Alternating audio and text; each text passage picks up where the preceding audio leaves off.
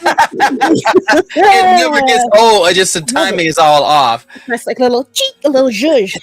Navy, how are you, boo? The ladies of Mandalores, how are you? I am exhausted after all my travels and shit. How are you? I'm wonderful, but I hear that we have one fair maiden who's joined the society of the collegiate graduates out in the universe. Your baby girl. Kenneth to La Hija. Not La Hija. La Hija. Oh my gosh! If you're big on our Spanish, you just did the wrong show. I'm telling you straight up. Yeah, no. If you're gonna correct me, I'm just gonna make fun of you. But congratulations on your final graduate out of high school. Oh my gosh, I am so proud of her. Release. I wish she could be here for this, but she is out being a teenager. The graduation was beautiful. She performed. She sang for her graduation. It was gorgeous. Yeah. Oh, wow. Yeah, she sang. I recorded the whole thing like a proud dad. And, you know, it never rains in Southern California, but it was cold as fuck. So how the fuck is it cold out? It was like 90 degrees. Oof. Anyway. It was 60 while I was there. Yeah, that's crazy. That's wild sauce. My boss hated me. So how was your weekend? Wow. No, it was fine. It was fine. Did I go outside? I didn't go outside yesterday. And that's fine. Because I think it rained a little bit, and my mop is already, going through some things. But it was great. I found out that I got a new Los Tacos #1 nearby my house. Oh boy. I got my Espacial today. It was very lovely. I loved it. It's like an empanada fried with cheese on the inside. It was bro. It is. It's like a beef patty, but Mexican. It's so good. Why is my stomach growling? And I just ate something. I hate you. It's fucking delicioso. Oh, that sounds amazing. So good. But before we get into it, you know how I like to do. Hello, my fellow Blerds. I love you all out there in the Blerd sphere. I'm so glad that y'all are joining us tonight here on Roomful of Blerds. We have an illustrious, not one, but 2 guests this evening. We're going to get into them a little bit later. But first, you know how I like to do.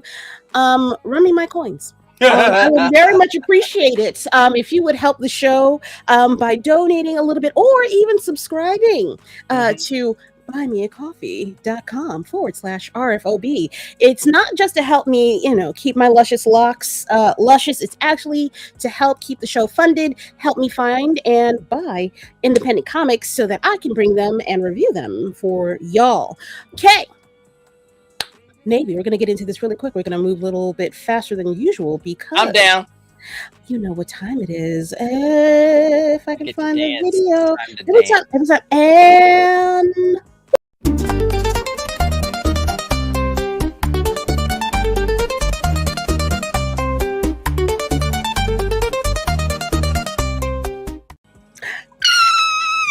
you didn't even dance this time. I'm sitting there coming back into it. I was trying to, but I had to find the right button to push, and I got a little bit lost in the sauce. All right, moving quickly. Yes. I got a lovely care package in the mail.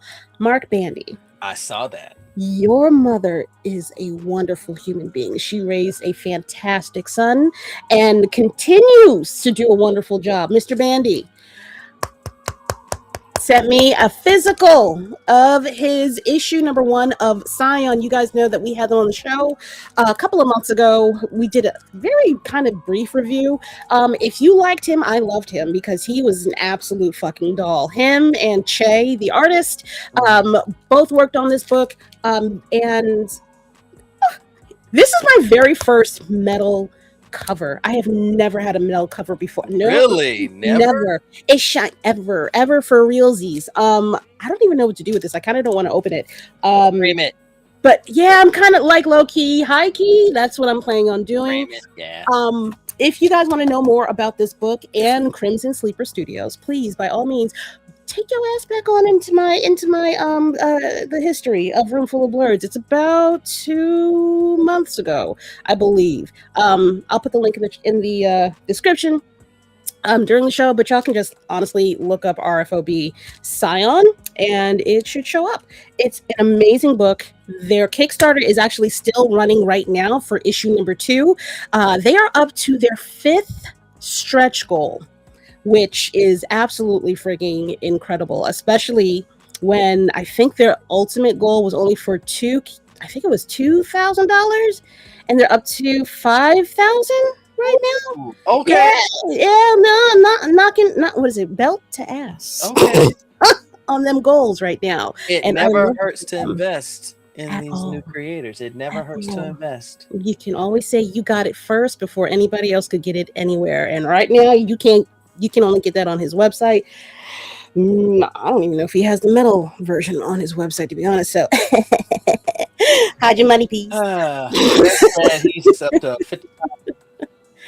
It's up to 5,500. Yay! Good for him. And I think he's got how many days to go? I think he's got another couple of days left on the Kickstarter. So if you are new here, please, by all means, head on over to Kickstarter. Look up Crimson Sleeper Studios. Give them boys a backing because they absolutely deserve it. The story is impeccable. It's about a surprisingly, villainous corporation that's experimenting on college students and mainly those that are darker complected. It's very interesting. It's a little bit creepy too. It's my kind of story. Oh, thank you, Rav. 15 days left. So y'all basically got like 1.5 paychecks left to get this boy a little bit of extra funding. You should do that. You should do that. I'm just saying. I did it, so I'm telling you too. Navy, man, what you got, Puddin'? Well, I'm gonna keep it quick, and I know you only had said a certain number, but you know what? I'm gonna run through them really quickly because I found a comic book store when I went out for my daughter's graduation in California called Ink Runners, and shout out to Ink Runners and Sebastian, who was an amazing young man who was in there, very helpful, fun. Always, we just chopped it up for a good while, and I hipped him to comics and stuff. So, IDW has one, 7 Wives. This is actually a really good comic. It's a murder mystery. What happens within a FLDS family where the main leader is killed and the police are brought in to investigate who killed him. That's why it's 7 Wives, because one of his wives is the murderer, but they don't know who yet. This is issue 1. I found that one. That was dope. The end of a series, Beneath the Trees Where Nobody Sees, Rite of Spring. Samantha Strong. This is the final of this series. Let me tell you, if you have not read Beneath the Trees, this makes Dexter look like a Boy Scout. So good. It's delicioso as well. Mm-hmm. Shout out to Ryan Horvath for that. I picked up issue 2 of Temporal. I found it. I can't find number 1 for none, but I found number 2. I'm in love. Stephanie. It is. It's Eisner Award worthy. Yes. Through and through. And definitely shout out to her. And my final one is, James Tynion. Anything Tynion touches. Exquisite Corpses. Dude, can we talk? Can we talk for like 2 seconds? I've been looking for pardon, I'm gonna cuss a lot. If there are small children, I haven't been saying this enough in the last couple of episodes. If you can't rent a car because you're under the age of 25, get the fuck out. I appreciate you though. At least for like right now in this segment. I can't for the fucking life of me find the fucking trade of volume fucking 2 of Exquisite fucking Corpses, and it's pissing me the fuck off because I've been going to that comic book shop, Midtown Comic, shout out to you, love, for like the last couple of weeks, and I can't find that shit, and I'm like, sir, can they order it? No. You know what? I go back to work tomorrow. Let me do my groundwork. Okay. If you got it, look, maybe. Let me do my groundwork. I love you, but you got a lot of my shit over at your house, and I have not seen it. I know, and the box is gonna be amazing. I need it. I need it. Okay. Wow. Okay. So, if y'all never read Exquisite Corpses, it is a crazy story. What families will do for power, And who's in the middle of it? Oof. This is the last issue of it. This is the issue of that. This is issue 13. And it slaps. It does not disappoint. This series does not disappoint. Dude, sitting in that, I read it the first volume of the trade at the spa. Issues 1, 2, and 3. Man, come on. And come on. Then people was looking at me because I was like, oh shit. Out loud, not out loud, but loud enough to be like, are you okay? I'm like, yeah, no, this shit is fucked up. You were whispering fuck under your breath where he's like, fuck. God damn. What the fuck is going on? This is oh shit. Yeah. Yeah. And that last issue, if you find that last issue, I guarantee you your mind will just click. Get the fuck out of here. Are you serious? No, that's crazy. Anybody? So, sorry, I apologize. I noticed something very quickly. Anybody? Let me clear myself. Anybody that's in the chat talking shit about the fucking Knicks, get the fuck out. Oh my gosh. All right? Okay, I love you all. I do. But I will absolutely roast you for fucking filth. I will look up your Instagram, all of your pictures, and I will read you for fucking filth. Don't play with me. Don't play in my face. Don't play in my comment section. Bama, I saw you say something about the Spurs. I don't care what it is. Watch your mouth. All he did say was Spurs fans in New York City. That's cool. That's it. I think he realized his life is on the line. Just watch your mouth. That's all I'm saying. Just be careful. That's the ambulance getting ready. They pulling out the lot right now to come to Alabama. We'll find everybody got their own gurney at home. You better. All right. Next up for me. Power T, Power Me. For you. That's it. That's all I have. Okay. I told you I was gonna run through it real quick. All right, really quick. Yay, Nectar number 3. I haven't read it yet, but it's really good. Okay, bye. Pick that up off the shelf. They had number 1, and I could have got number 1. How'd you get it? Because don't yell at me, okay? How many other books did you buy instead of that one? Okay. All the ones I showed you was the ones I got. Okay, fine. All right, fine. You can live. All right. What the hell? It was going into my food money. It's California business. Fuck. Come on now. Shit. Live on water and dreams till I get back home. My bad. I'm sorry. I didn't mean to go in on you. All right. That's it for the Book-Dega for y'all so far this evening. We are going to bring in our first guest. It was a surprise. I love surprises. That's so fun. Okay. She has been on the show before with her counterparts. Whenever we three Brujas get together, we cackle up a whole bunch of goddamn fun. Her counterpart is looking through the the witches library over in California right now, so she's not able to join us at the moment. But her second half is here. Ladies and gentlemen, please welcome back to the show, Miss Keisha of Pink Riot. Hey. Okay, let me stop. I can't with y'all. What? Hey. What's going on, baby? I'm all right. This is a good weekend. Just relaxing, trying to adult and chill. Keisha is my San Diego baby. Her and Brie are my San Diego babies. And we had fun. Oh, that was a blast last year. And so you had to carry on for me this year. I'm sorry. I am. I will. We're gonna go to the cafe in your honor and just have a time. Take pictures. That's all I want. Just take a picture. I'm not gonna hold you. Sandwiches are big. Let me tell you, as big as my face. I expect y'all to be on a panel this year. I'm not gonna hold you. I don't know how you're gonna do it. There ain't that much time left, but I feel like I don't know. Who said we're not? There's still time. We're not. See? I love it. I love that. It makes me hate not being there even more. Doggone it. All right. Yeah. Miss Keisha, thank you very much for coming on the show tonight. I'm gonna save it for later. All right. I hate when she does this because every time she giggles like that, I'll save it for later. She does turn from simmer to boil. Okay.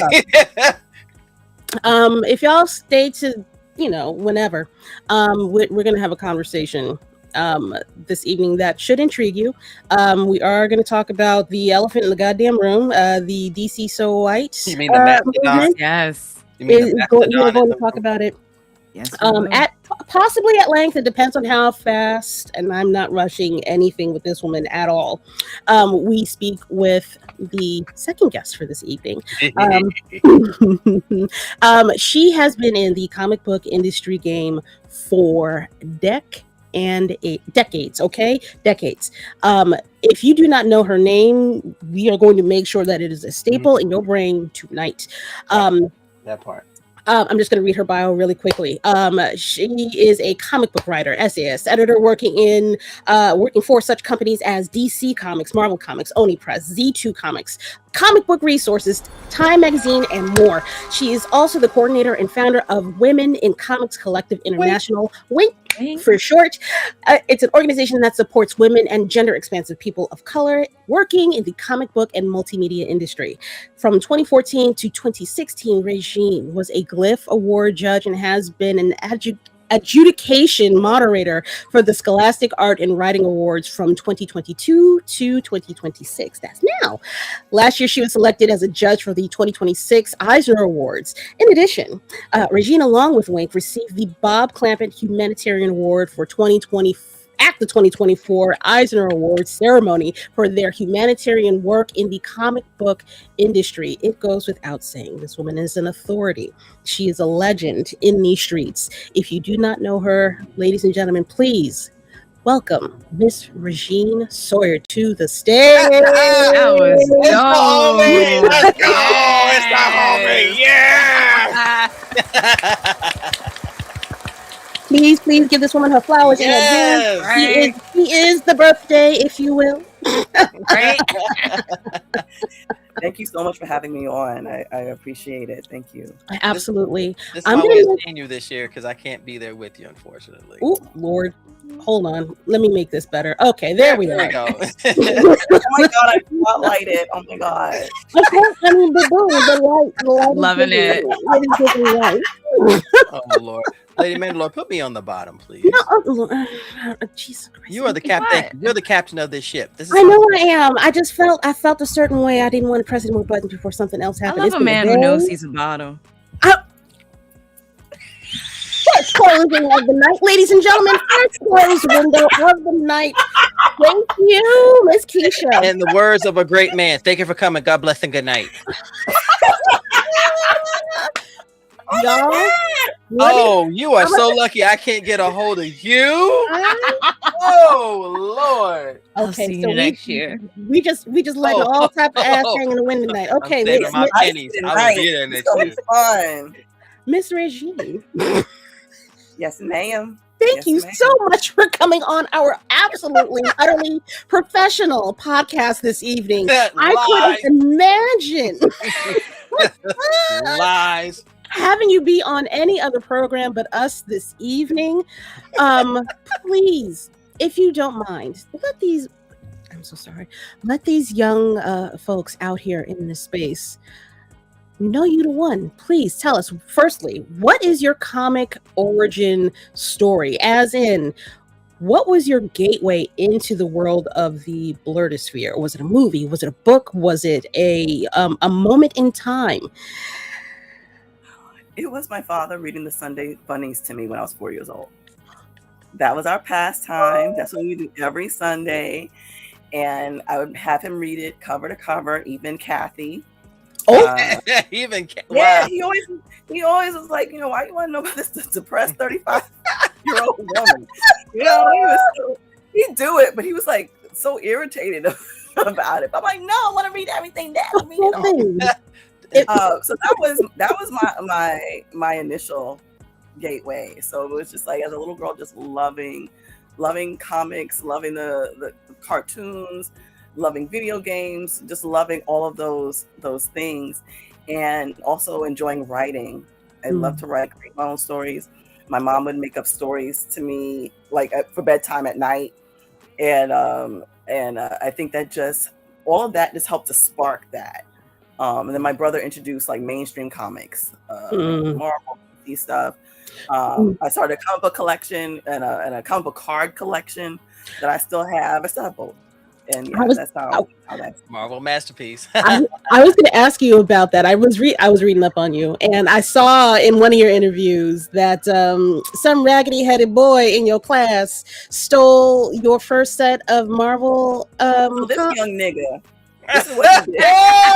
My friends, my cards, stealing shit. There is no holding back here, y'all.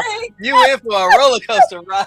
I'm trying to share my love for comics. You know, like, oh, look at my comic cards. He didn't steal the whole set. He was taking them. He was like looking at them and just pulling out the ones that he didn't have. And I told the teacher, he's stealing my cards.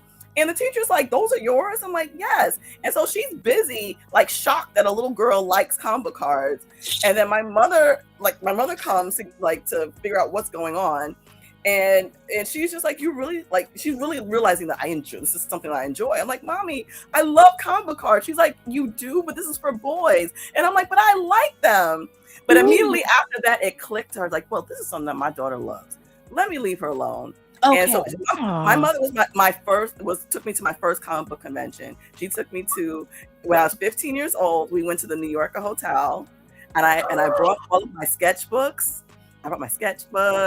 I brought some of the comic books that I liked, and I really just wanted to talk to people to see how to get in the comic book industry. But that was 96. I love 96. I love right? I'm dating myself. Wait a minute. Are we the same age? I turned 45 this year. Oh, you got me by a year. I got 44 this year. Damn, I'm so old. Damn, I'm so old. Got me by 13 years? Fuck. It's fine. I'm 57. It's just not gonna go anywhere. you got it. We all around about the same age. It's fine. You got the generations on us. If you got a white box, we're all the same age. So what was it? So all right. So I know. I apologize. Your mom was a painter. And I forget I apologize. My father was a motorman. He drove the E and the F train. Mm-hmm. Yeah. Oh, you was for how? Real queen. He picked you up and took you to school in the morning. Oh Lord. Okay, that's dude. That's dope. Super dope. Super cool. Let me see. And I want to ask, the fuck was that teacher on about anyway? It's just it's weird. Like, as an educator, you can't make the connection that this small picture with that is an piece of artwork may interest any child, boy or girl. Like, it's still information. It's literally still reading. Like, teachers would trip me out with that shit. Back in the day, it's like, oh, is this, like you said, is this for you? Like, what are you doing with these? What do you know about this? Oh, you like to draw? Oh, you drew this? Yes, nigga. Yes, motherfucker. Mind your business. Exactly. How about you nurture that? Isn't that your job? That's literally your job. It was wild. Yo, New York City was a wild fucking place, bro. Wild place. But I don't mean to cut you off. I mean to continue to go on with your No, she means to cut you off. Absolutely. Absolutely. Oh, it's okay. I don't care. I'll hurt you. I'm gonna hurt you, Navy. I love you though. So we pick up from where you are 15. I don't think this is true. You graduate high school, obviously, because we don't play that shit in the Black household. You go on to college, but from what I read, I don't know if this is accurate. You went to culinary school? I studied to be a chef. I have a hospitality degree. I'm a City Tech alum. Downtown Wait a Brooklyn. minute. Okay.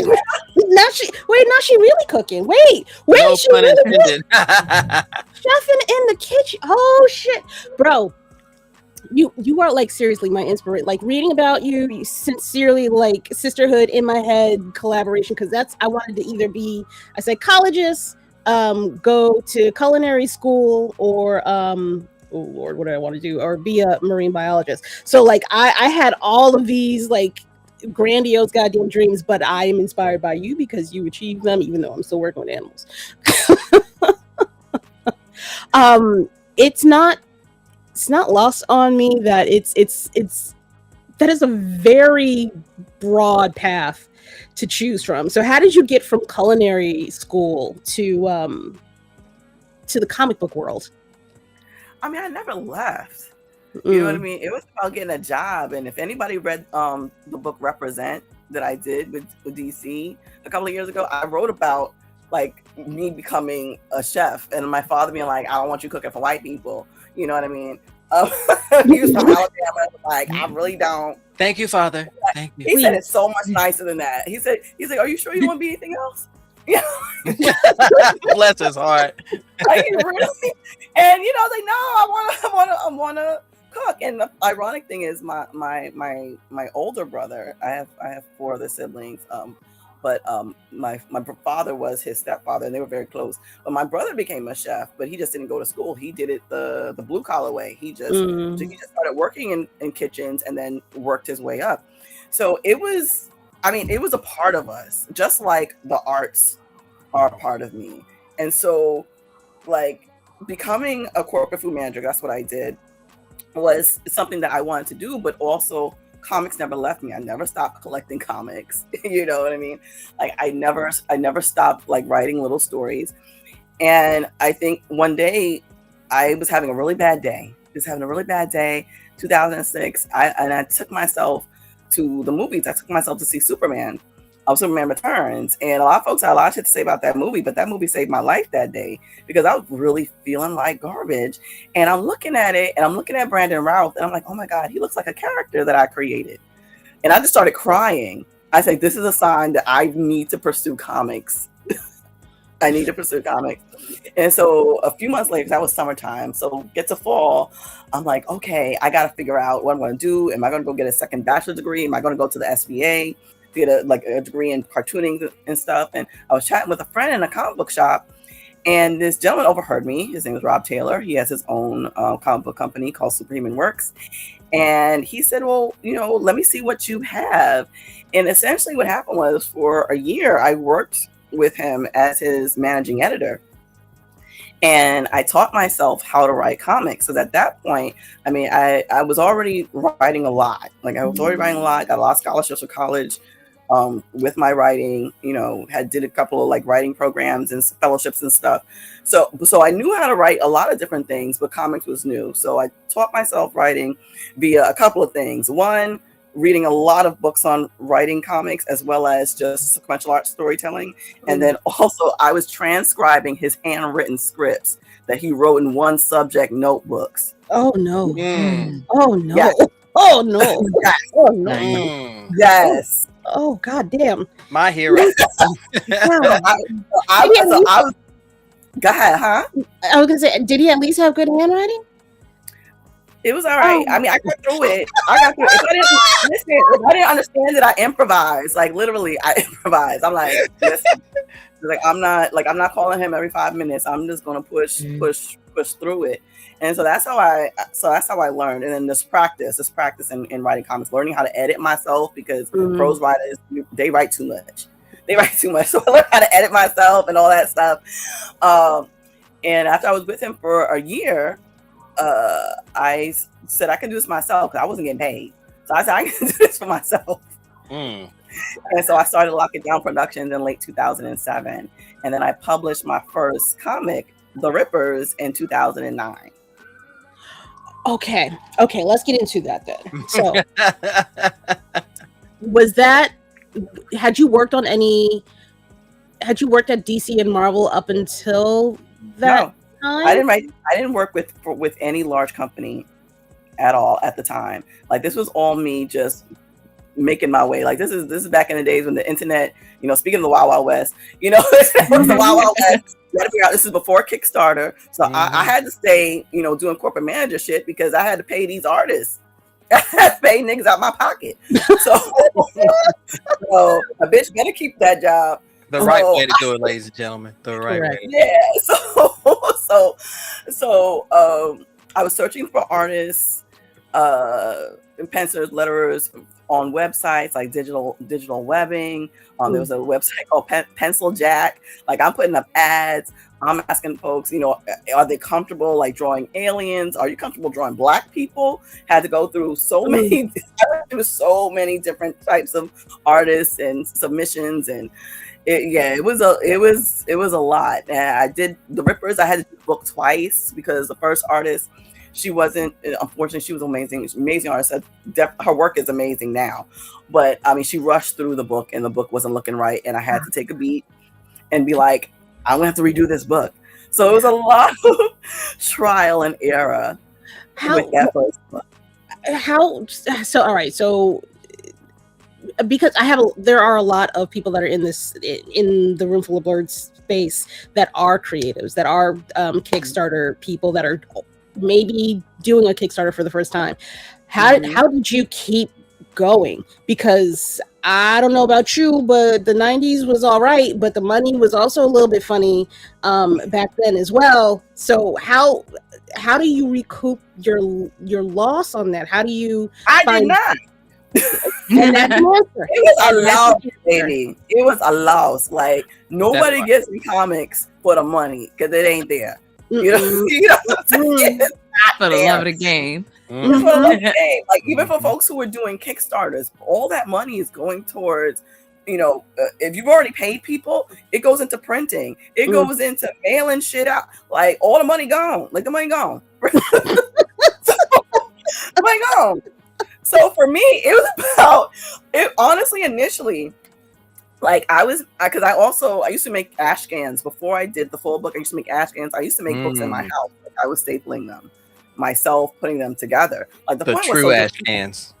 Yeah, the true ash scan. The true ash scan. I had a specialty stapler. I had a book stapler. Them suckers are big. They're like about 3 feet long. Ooh, guess who's in the chat, y'all? Who's in the chat? Oh,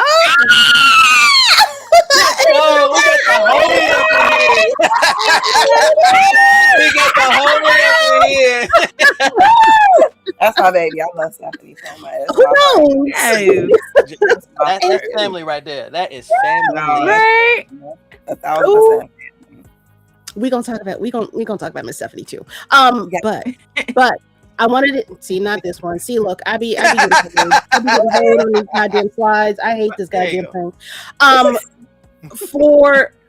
Is this the second cover?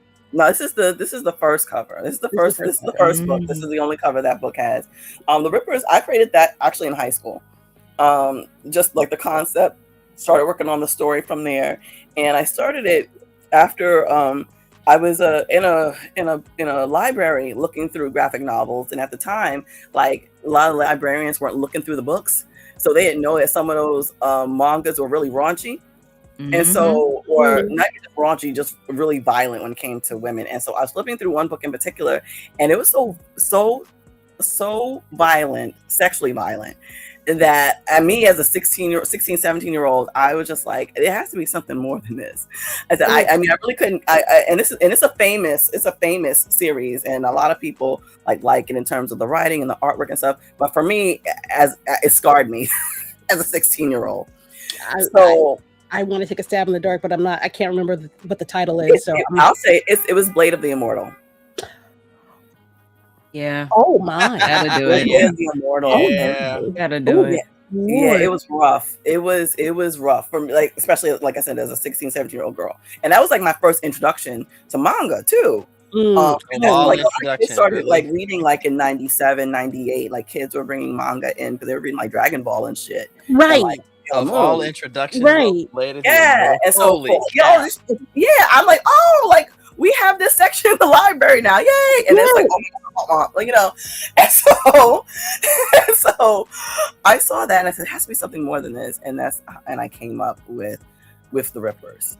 And so it's a story that I worked on throughout the years, and then that was my first comic. I did issues 1. I got to issues 1, 2, 3 in terms of printing. I still have scripts. Their books are just not done.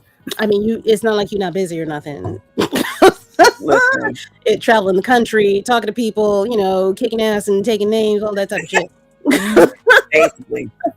Oh wait, Ryan. Hi, Yep. boo boo. Hi, boo cakes. I was gonna say Hello. Ryan's in here. What's going on, baby? Oh my gosh, it's a family affair tonight, Absolutely. y'all. Right. Oh, the soon to be Eisner winner plural. Let's do that, please. Very much so. Everybody yeah. saying congratulations to Miss Stephanie. Absolutely, y'all better Right. do it.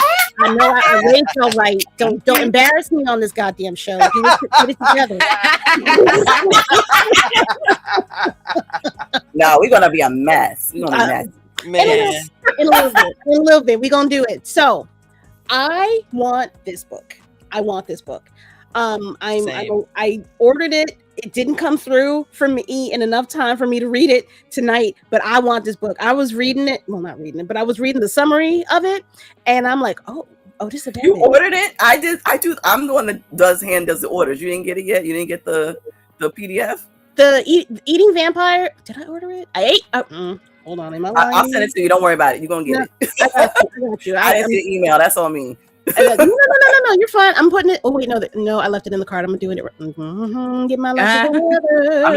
I deal with this every week. Don't be telling nobody.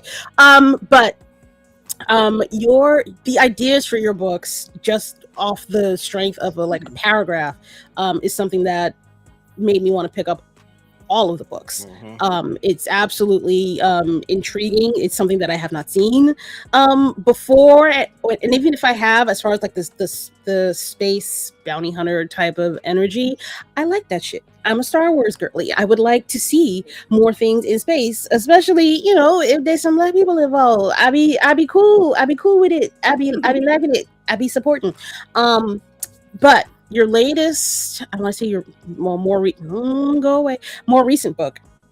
Let me get back to it. I apologize, y'all. I love that cover. Vampires. This is my favorite. That's my baby. I love this cover. That's the baby of the family. That's the baby. That's the baby of the family. I love Eating Vampires. I'm sorry. Go ahead. I was going to say, can you tell us some of the details for this book? So Eating Vampires is about a young girl who's the last of her people, and she's the only cure for a vampire virus outbreak. She specifically has a guardian with her who is a vampire eater. So it's an interesting juxtaposition between this little girl who can purify viruses, not just the vampire virus, but has someone with her that eats them. I was very wonderful intrigued about that. It's wonderful. It's one of my favorites. I hunted amazing. this down. Found it she has a digital, but I was like, nah, I need a physical. I want to get my hand. I want to get my hands on the physical too, but I also want to eat this super fast. So I need instant delivery. As soon as I can get it, I'm gonna eat this down. Definitely just made a comment. I think is very relevant to this. I did see that, sir. Reading Regine's work way back in 2016 is how I knew I could also write. Oh, stop it! Write comics if I wanted to write them. Regine's impact goes deep, baby. Steph, don't make me cry now. Not Don't make me cry. Steph used to review my books. When she had the lemonade. Yeah, that's how we met online. Known Steph for over 10 years at this point. Wow. Yeah, no, that's family. Wow, that's family. Facts. Yay, I love that. No, you finna cry.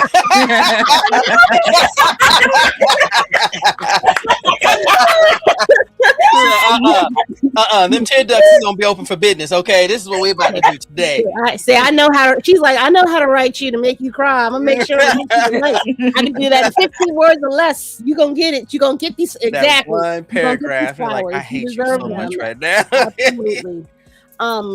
Miss Regine, can you talk to us more about what it has been like for you in these comic book spaces? I am sure that it is not all, once you get hired, it's all, resting on your laurels and whatnot, amongst some of these bigger mainstream spaces. Like, how do you feel? How much of a challenge is it to try to affect change when you enter these places? Well, the thing was, I started affecting change before I got there. And that's how I got there. That was one, just being in this body, you know, and looking how I look. Like when I entered the industry, I didn't meet a lot of Black women at first, but I did, you know, eventually, you know, met Aletha E. Martinez in 2009. I met, oh my God, I forget her last name. I hate this. Well, her first name is Rashida. And she had a comic book series that was about an Egyptian queen. Oh, what's Rashida's last name? I forget. But I, you know, slowly started to meet when met Barbara Brandon Croft and stuff. And you slowly start to meet folks. It's like, oh, like, you know, we're here. But I mean, 2012 was when I was asked to host a panel discussion here in New York at a comic book convention. And the panel discussion was about women in comics. And that was the second time I met Aletha. And we had other folks on panel. And it was unique because all of us were women of color. And then after the panel was over, all of us talked, and specifically Aletha said, like, nobody invites me to panel discussion. Like, nobody. And at that point, she'd been in the industry for 13 years. You know, she had, you know, had drawn Daredevil. She had drawn, you know, she, you know, revolutionized the Dora Milaje. And I think at the time she was on Batgirl. And so that really hit me. And I just said, well, let's start doing more things. And we started doing panel discussions. We started doing workshops. We started doing art shows, and, you know, and then we started our own convention. And so I was doing that way before, you know, I did anything for a larger company. Like, so when folks got to know me, it's because I founded Women in Comics, not because I wrote for some large comic book company. It was because I founded something and made something out of nothing. Like, I found it wouldn't be anything without the members. And, you know, we got some members in the chat that includes Stephanie. You know, I wouldn't be here without them. So when larger companies came knocking, I mean, they really didn't knock. You know, it was a pandemic. Right. You know what I'm saying? And, you know, God rest his soul, George Floyd died. And, you know, you know, folks were trying to figure out, like, if, you know, let's hire these folks. And even then, it wasn't like, oh, let someone just reach out to me. I became friends with Scott Snyder. And he wanted to be of service to marginalized communities. And he wanted to know, like, what could he do? And he was like, I love your work. Let me see it. Because he had never seen my writing before, but he knew of me because of Women in Comics. He said, you're a phenomenal writer. Let's put you on some stuff. And so that's how I got the work I got with DC. But I don't want to forget Marvel. I was put on for Marvel, but I wasn't invited to do a story. They asked me to do the essay about the little baby that stole my comic book cards. Right. Okay. Because when I was looking, I couldn't find anything. I'm like, they never nothing more came of that with Marvel. Yes, Marvel. You know how to fumble the bag, don't you? Well, you know what? I mean, there's a lot that could be said, but I don't know if I can say it tonight. But what I will say, let's go. What I will say is that, you know, I am proud of that essay. You know, because folks were like, "Oh, this Black woman collects comic book cards. This is weird." But so that was late 2019, and then 2020 hit, and, you know, the pandemic happened later. So yeah, no one was knocking until, like, at that point I'd been in the industry 14 years. You know, doing stuff. That includes, like, panels at, you know, San Diego Comic-Con and New York Comic-Con.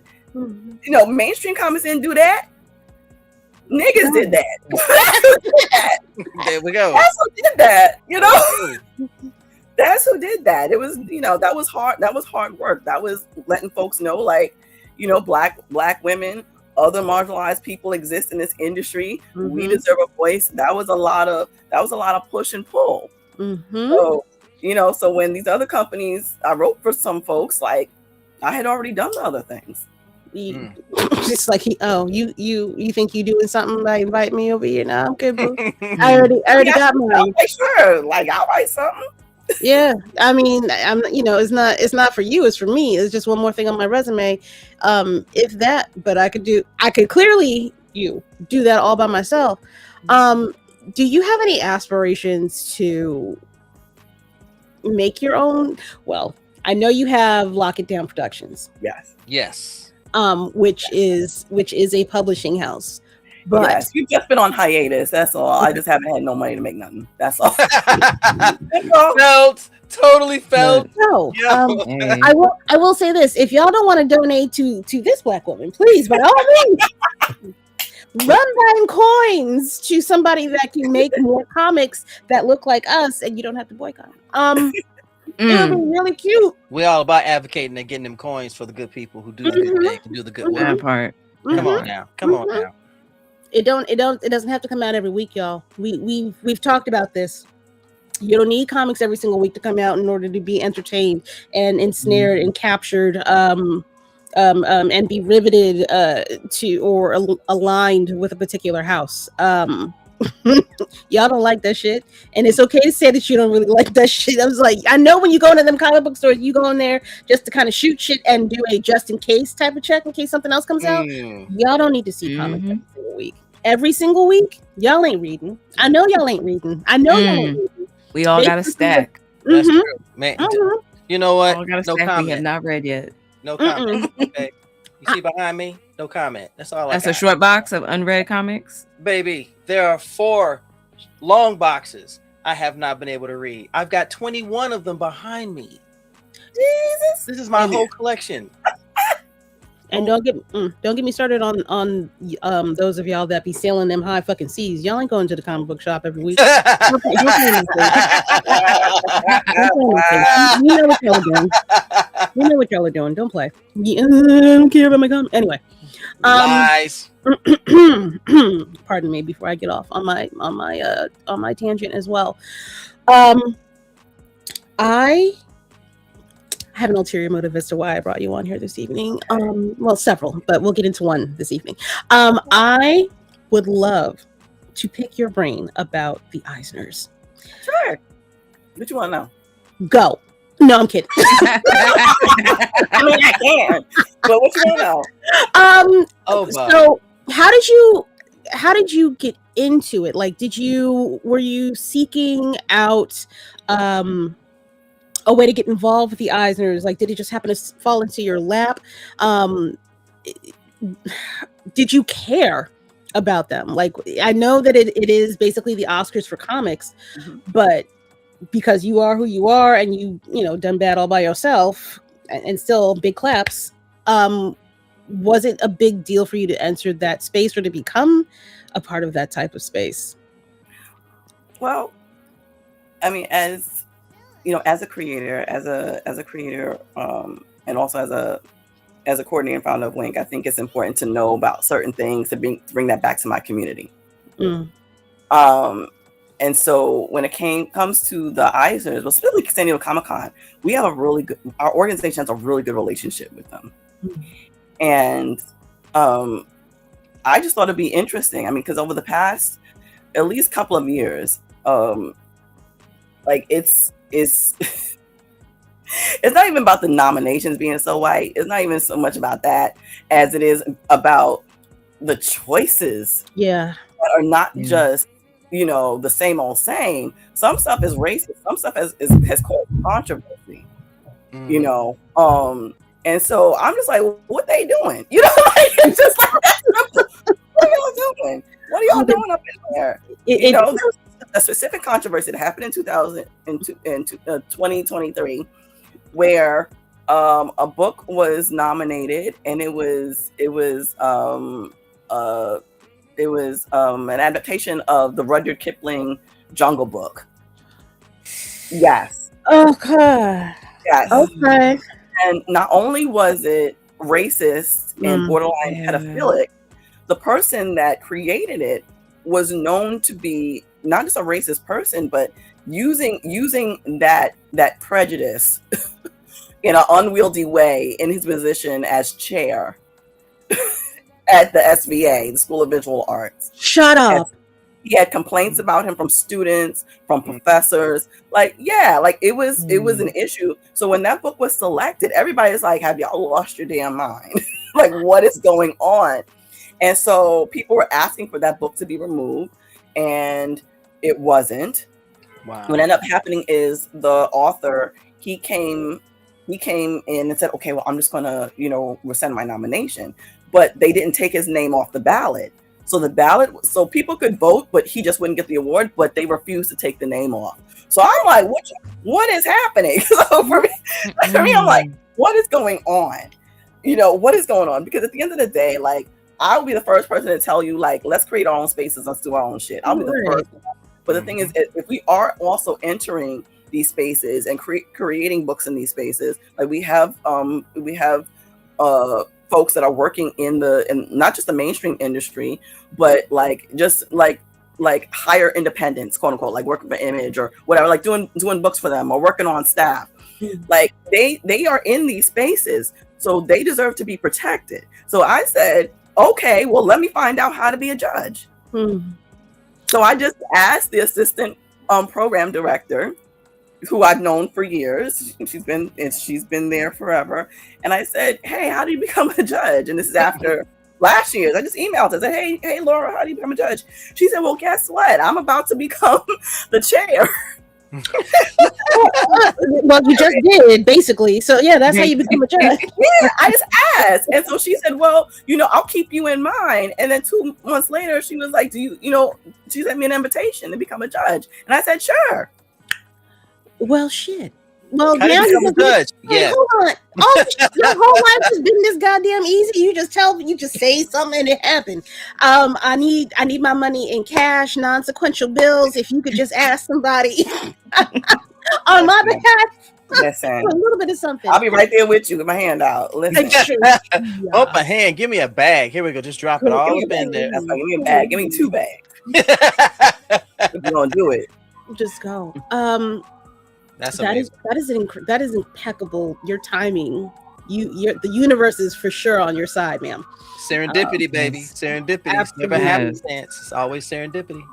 All right. So now that you are on the inside, and apparently they're coming for me. I said it too many times. What is it like being on the Eisner Award panel as a judge? It's intense. You gotta read all those damn books. Like it's a lot. Like that's one of the most. I'm not even the stressful part. It's a lot of books. And the thing is, what they start you out with reading is what's on best of lists. So whatever was on the best of list of 2025, that's what they start to send you. And the submissions start like in January and they end in March.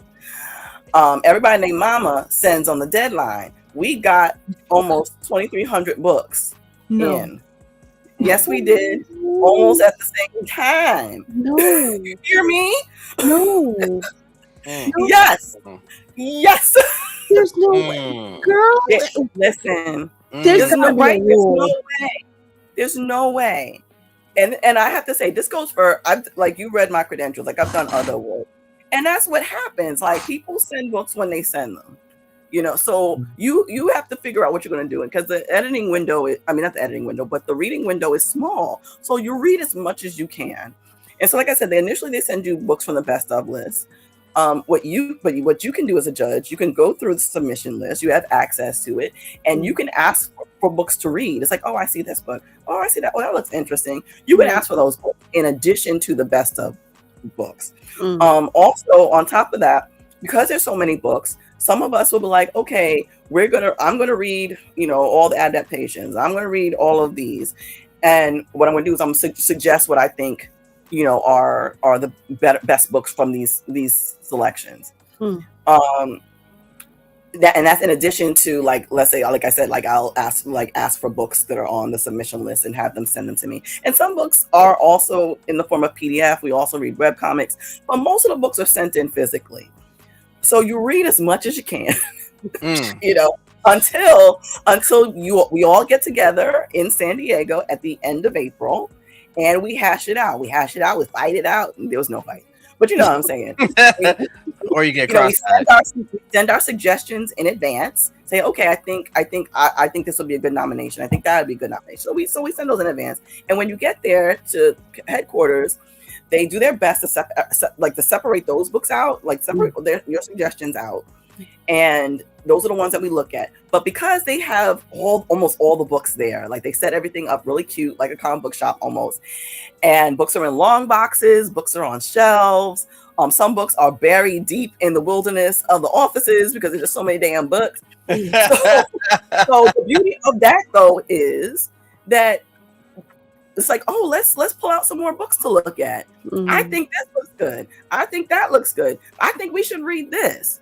And so that's really great because it doesn't just lock it into the books that are originally suggested. You can suggest more. There are sets of books that cannot be sent out because they're just too damn big. That's archival books, and that's collections. They're too heavy. Nobody want to pay that shipping fee. So you gotta look through those books, as well as possible, because a lot of archival books are old, from older cartoons and comics and stuff. So they might have racist ass, homophobic ass, shit in it. So you gotta go through it, not just because I'm seeing racist imagery. It's like, is the archivist commenting on it? Are they saying this person was a tremendous artist, tremendous writer, but they wrote or drew very questionable things that would not be okay today or something like that. You look for that context. And then of course, if you want to fight it out, you still can fight it out, but I just don't want to see no racist ass shit anyway. I don't care about the archivist. You can absolutely say that, but it also does, but there still might be some stuff that people will find has merit in it. But so it's important that that stuff is said. So you're looking through those books, and again, there's so many books that got pulled out that were buried in the buried. And again, not because people are hiding it, it's just so many books. There's also, as a judge, if you see that there's not a book on premises, or that a book wasn't submitted by a writer or a company, because not I'm saying a writer, but a creator, because creators and companies can send in books. Creators really need to send their books in. Because sometimes a publisher's not going to do it. A publisher does not send in all the books that they published the year before. They send in select books. So there were books. Wait. I'm gonna say this, and then you can ask a question. There were books that were not submitted. That they told us, if there's a book that you think that we have to have that should be nominated, tell us and we'll go get the book. And so there was a book in particular that I said, we don't have that here. The company didn't send it in. No, the company didn't send it in. You want it? I said, yes, please. We went to the comic book shop and got it. There you go. It is on the nomination list. There you go. I'm sorry. And that's why it's important for you to be there. Nah. Yes. That's a valid point. Sometimes you just got to go straight to the brick and mortar and go that and that. I'll take that. I'm surprised that they actually do that. I thought it would be a lot more tight. You know what I mean? Nope.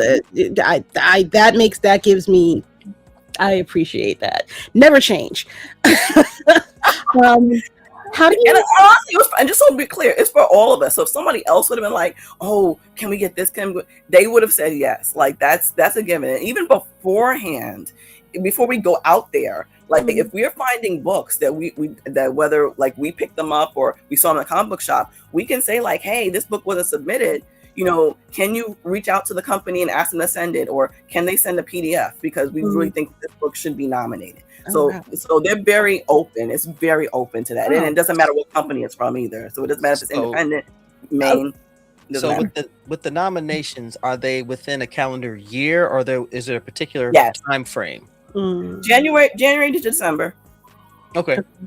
They have to have been published within the calendar year. Oh, that sucks. There's so many. So all right, how if you have a Kickstarter, what do you do? Do you wait until it's created and then you submit it to somebody, or how would that work? You wait until you have it in circulation. Okay.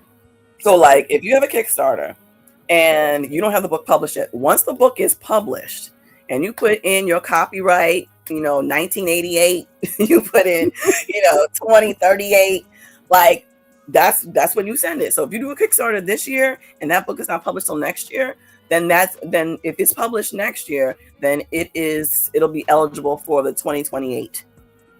Okay. Eisner. But the thing sense. about that is you have to make sure that anybody can get it. Like it's readily accessible. So whether that's a PDF, like folks can download it, or that it's in comic book shops and people can go get it. Like no being cute and being like, okay, there's only 20 copies. I only got this. Like, no. People have to readily get it. So like, because like when the ballots go out, people are like, what fucking books are these? What is this? I don't know this book. They have to be able to go get it so they can then maybe come back and be like, oh, I think this book is amazing. I'm voting for it. It has to be readily accessible. Oh goddamn! There's a few, more than a few books from this year that I would have actually advocated for them to get their asses together, put in a goddamn website, motherfucker. They can do it next year though. But they can do it next year. I'll be. But if they published it this year, it's not. They can't put it on. No, it's for next year. It's 2027. Yeah. Bullshit. All right, that's fine. I mean, I understand. But that's what I'm saying. Like, I'm kind of tight. Like, nigga. You would have got something. You would have got something. Okay. I think I'm so sorry. I've been taking up all the time. Do y'all have any questions for the lovely Miss Regine here, please? I will let Keisha go first because you have. And you look like you got something. We recently had Regine on Pink Riot Comic Show, and like, all I'm gonna say is, I've been so excited seeing her just go show to show and being an advocate for everyone to know this information, because a lot of us did not know that this happens in the Eisners. I've said this to Regine before, like, I've never been so excited about an award before ever. And so like seeing this and getting this, I'll have a better understanding for next year and like how to push more people to, nominate themselves, like, because I'm really excited to see like what independent creators would like, do that. And then I want to see more creators actually apply so that they can vote, because that was something that you had taught us before, but I guess we haven't gone over it. If you could tell everybody how people can like vote for the Eisner Awards. So you have to be a comic book professional.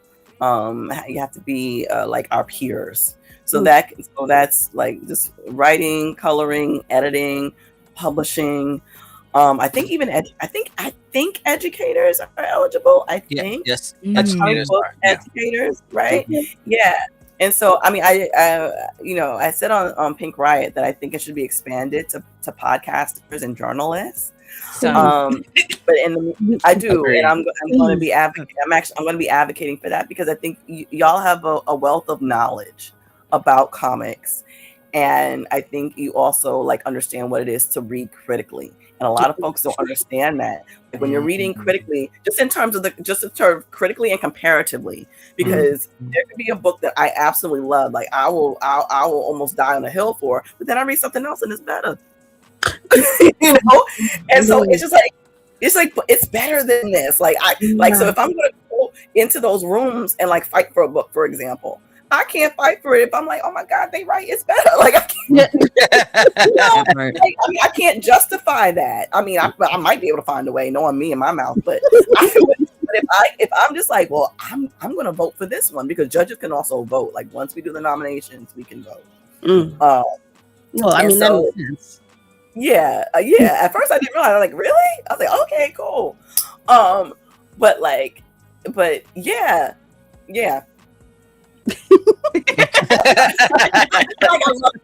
In a word, yeah. Is there? Have y'all ever thought about doing like a People's Choice type of nomination? There's a possibility. I can't talk about it. Look at it. Let's talk about it. Let's go. Right. That would do wonders. That would be amazing. Yeah. Just getting people more involved in the comic space. Yeah. I think so too. The possibilities are there. Like there's we have a new chairperson now, and she's, of our age range, and she has a lot of ideas, but she's also wanting to keep the nominations and the judges as diverse as possible. Like we're the most diverse set of judges they've ever had. It was me. There was an East Asian woman. There was a Native Indigenous man. We had 2 other white folks. So we're the most we're the most diverse. And this is this is the most diverse set of nominations they've ever had, which I'm very, very, very proud of. As I've said before, like on other podcasts, shout out to the judges because all it took was just putting a book in front of somebody. And we all had the opportunity with each other. It wasn't just me. It was just like you hand a book to someone and say, like, here, read this. I think it's really good. And for them to be like, yeah, it is. you know, really that simple. Really that simple. And that's what the comic book community used to be. That's the core of everybody in the comic book community. It's like, oh, damn, are you onto this book right now? I think you should really read it. You might like it. Or, somebody might think it's trash, but then you talk to one another and you go back and forth about it. I'm sorry, Navy, I didn't mean to cut you off. That's all right. I'm used to it. No big deal. Stop it. Be a good bottom.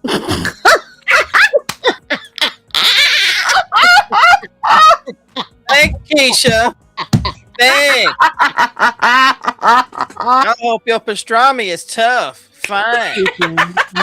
Sorry. Love you, Navy. Love you, boo. Y'all so lucky I was raised in an all female. I was used to this type of roasting. Like, okay. I just have that face like, nigga. That's what we doing? All right, okay. You need a ride home, don't you? Right. You need a ride home. You may want to. Oh, I'm so sorry. I didn't blow out the mic. I'm so sorry. Okay. Regine, you and I, we go back years. I've known you. We've known her for years. And when I tell you, as a representative of women in the comic industry, as well as a Black woman in the comic industry, you are fantastic. There aren't enough words to describe the work that you've put in and the representation that you have put out there and the people you've inspired. Because I know some folks that are starting to writing, and they've mentioned you, and I just smile because they talk about what you've done, how you represent it.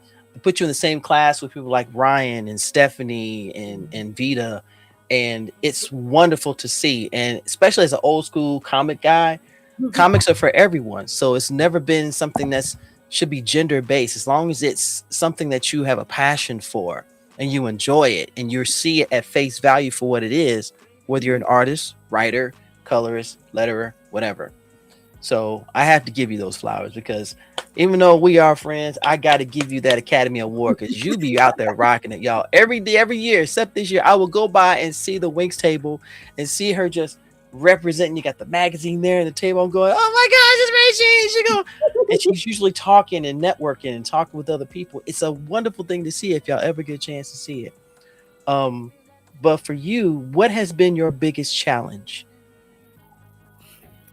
Pick one. Just pick one. See, I already know that. I know that's kind of a knee-jerk question to ask, but like I think the constant challenge is being believed. Specifically when different levels of belief.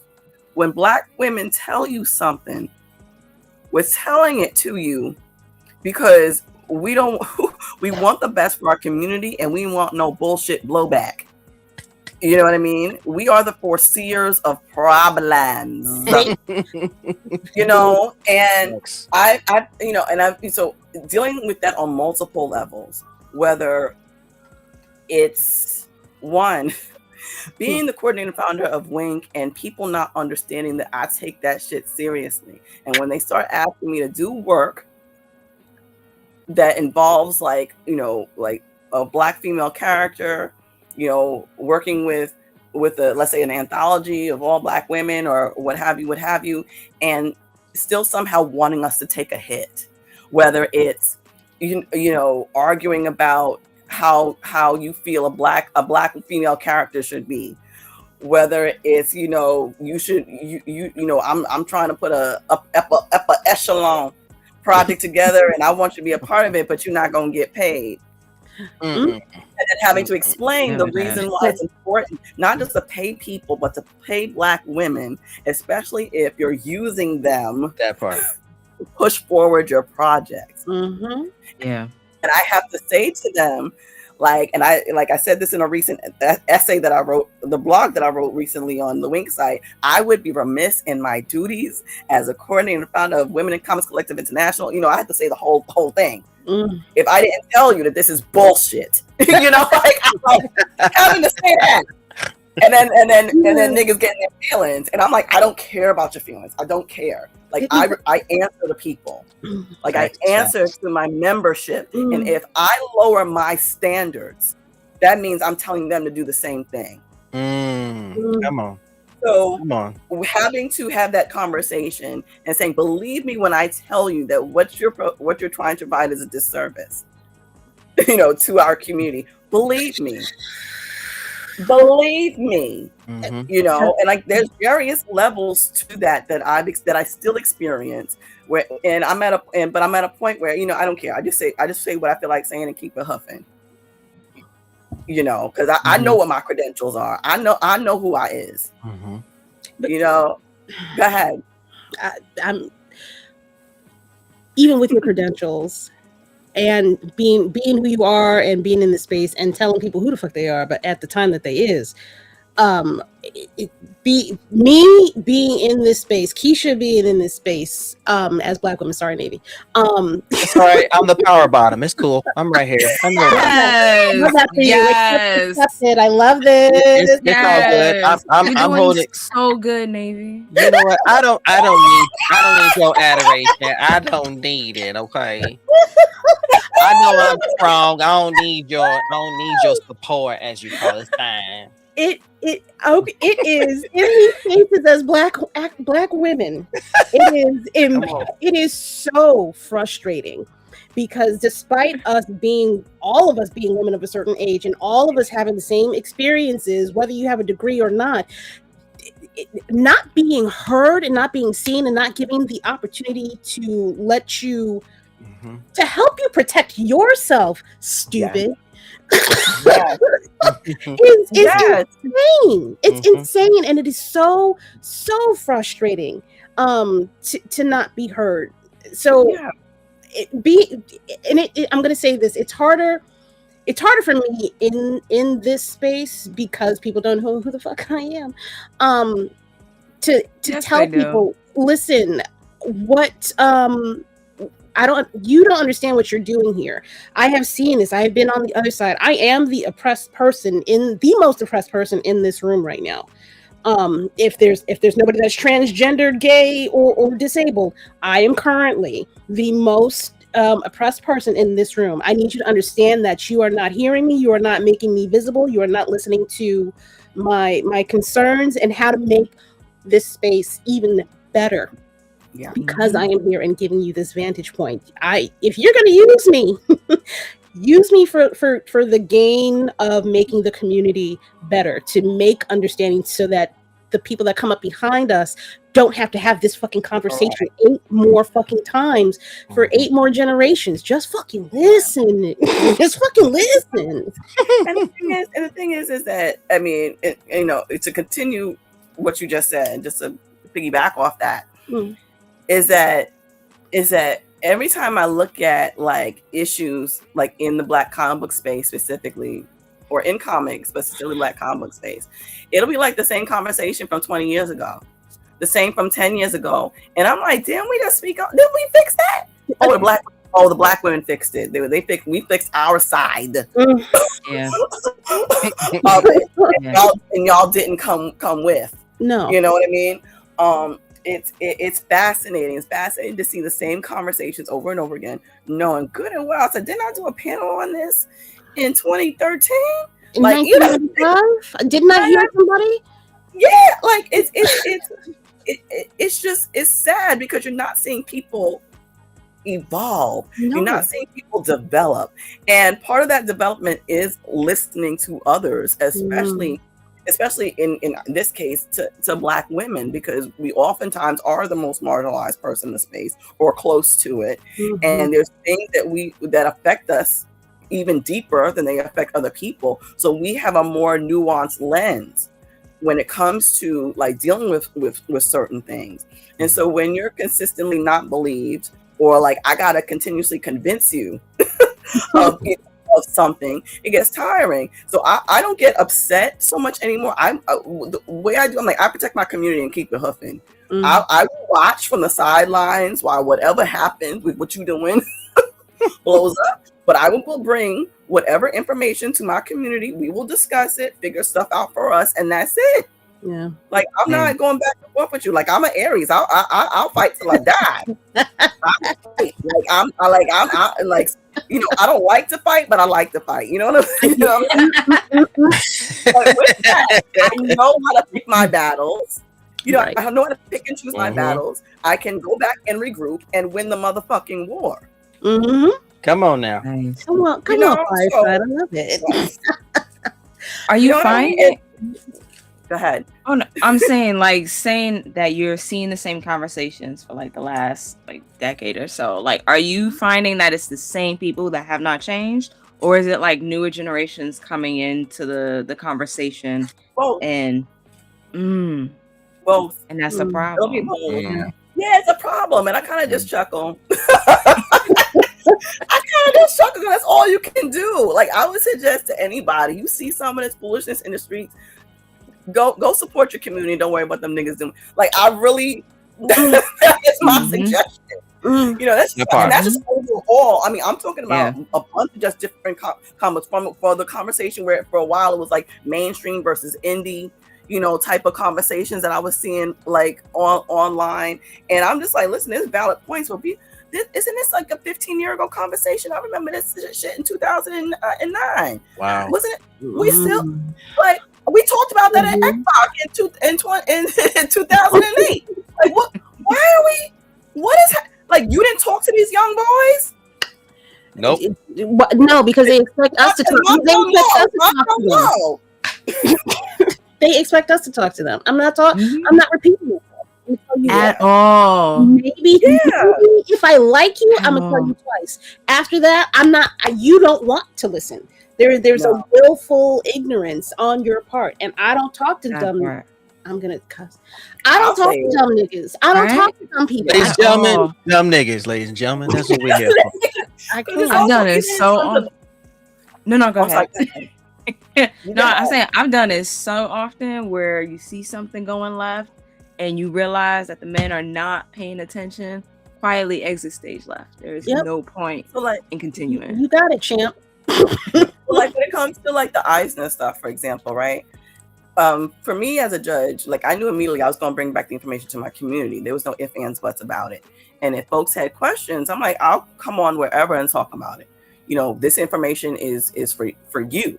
You know, so that so you're informed, especially if you want to be more involved, if you want to send your book in, if you want to become a judge, or if you just want to know, I will bring that information back to you. So I found it interesting, like who reached out to me about it and who did not.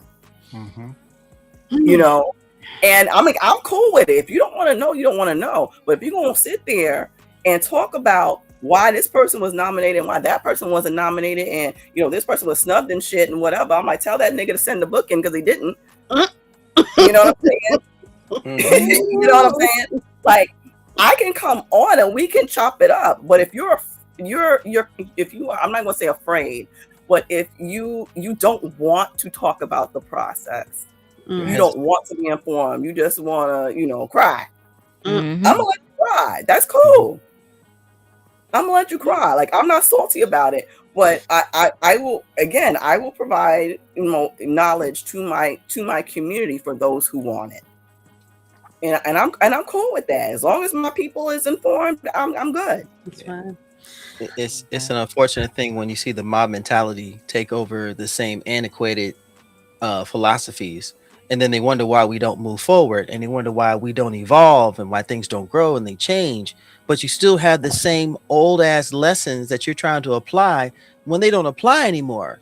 It's as an older black man, anytime I hear something like that, especially when it comes to the queens in the industry, whatever, and I'll be the first one to say, and who are you to say that they're not as worthy as the Tom Kings and the Scott Snyders and all the others in the industry, because they put in just as much work. If anything, they work harder, because it's an industry that makes you try to prove yourself, and you shouldn't have to do that. There should be no, if you're talented and you write well, guess what? That is what you should stand on. That's what the standard should be, instead of, oh, well, it's so-and-so, so we need them to go a little bit higher. No, you didn't have this milquetoast dumbass writer do the same thing, and you're publishing his shit, but you got her who has been award nominated, award winning, but you still got her trying to prove herself.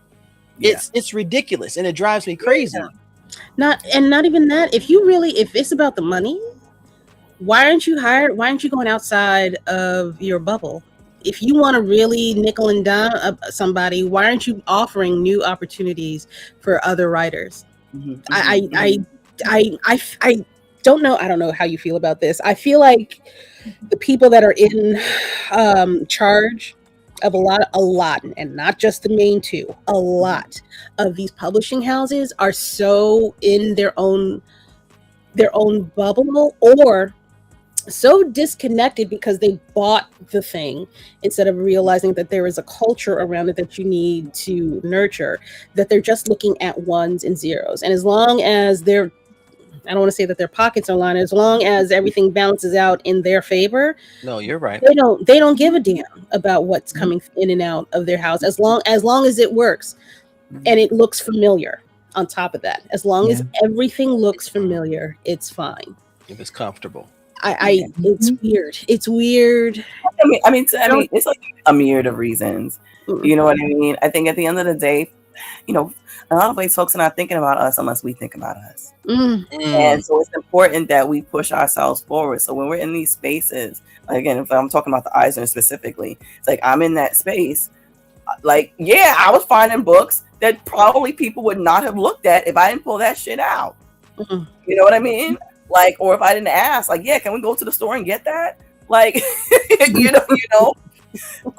and that's no shade on the judges. That's just, you're looking at all these books. It is very overwhelming. So if you're not necessarily thinking about like, okay, well, I know so-and-so has a book. I know so-and-so. Let me see if I like it. Like, if I didn't get a chance to read it, let me read it now. Let me make sure I'm not talking out my ass when I'm promoting this book.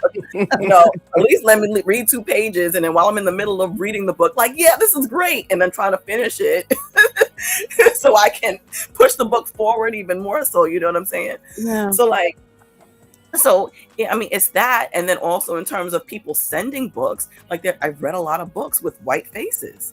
Like there weren't a lot of books that I was finding. I mean, there were books that I missed. Like, and I'm like, I don't know how I missed this book, and I'm so angry about it now. Yeah. But those are a lot of the books that the companies, were sending. So it's like we need folks to send their books in, and yes, you need judges who are like, I want to read it all. I want to see the black books. I want to see the brown books. I want to see where they at. Let me look up this and see if this person submitted. Let me see if that person submitted. So like you need people who are cognizant and aware and go in with a mission. So it's like, okay, I can't convince these maybe these companies to do something, but I know that I'm in a certain position. And let me just see what I can get, see what I can find. And in that vein, that's part of what I did. But also the books were good. The books sucked. The judges have been like, bitch, no, You lost your mind. I'm sorry. No, go. What's funny is one example I think of is Bitterroot. Multi-Eisner award-winning comic written by and drawn and created by 3 very talented black men. I was always curious as to what was it, a simple submission for them, or did somebody have to fight to put it in front of someone's eyes in order for them to be voted? Because I'm curious about that. And you never know. Like, you never know. Like, I'm telling you, right? Like, it's like, for me, it was again, like if something's not, let's say, necessarily on the best of list, but I see that it's submitted, it's like, oh, well, where is that? Let me find it. Was it a PDF? Was it this? Listen, there were some companies, because you're supposed to send like your list of books that you send.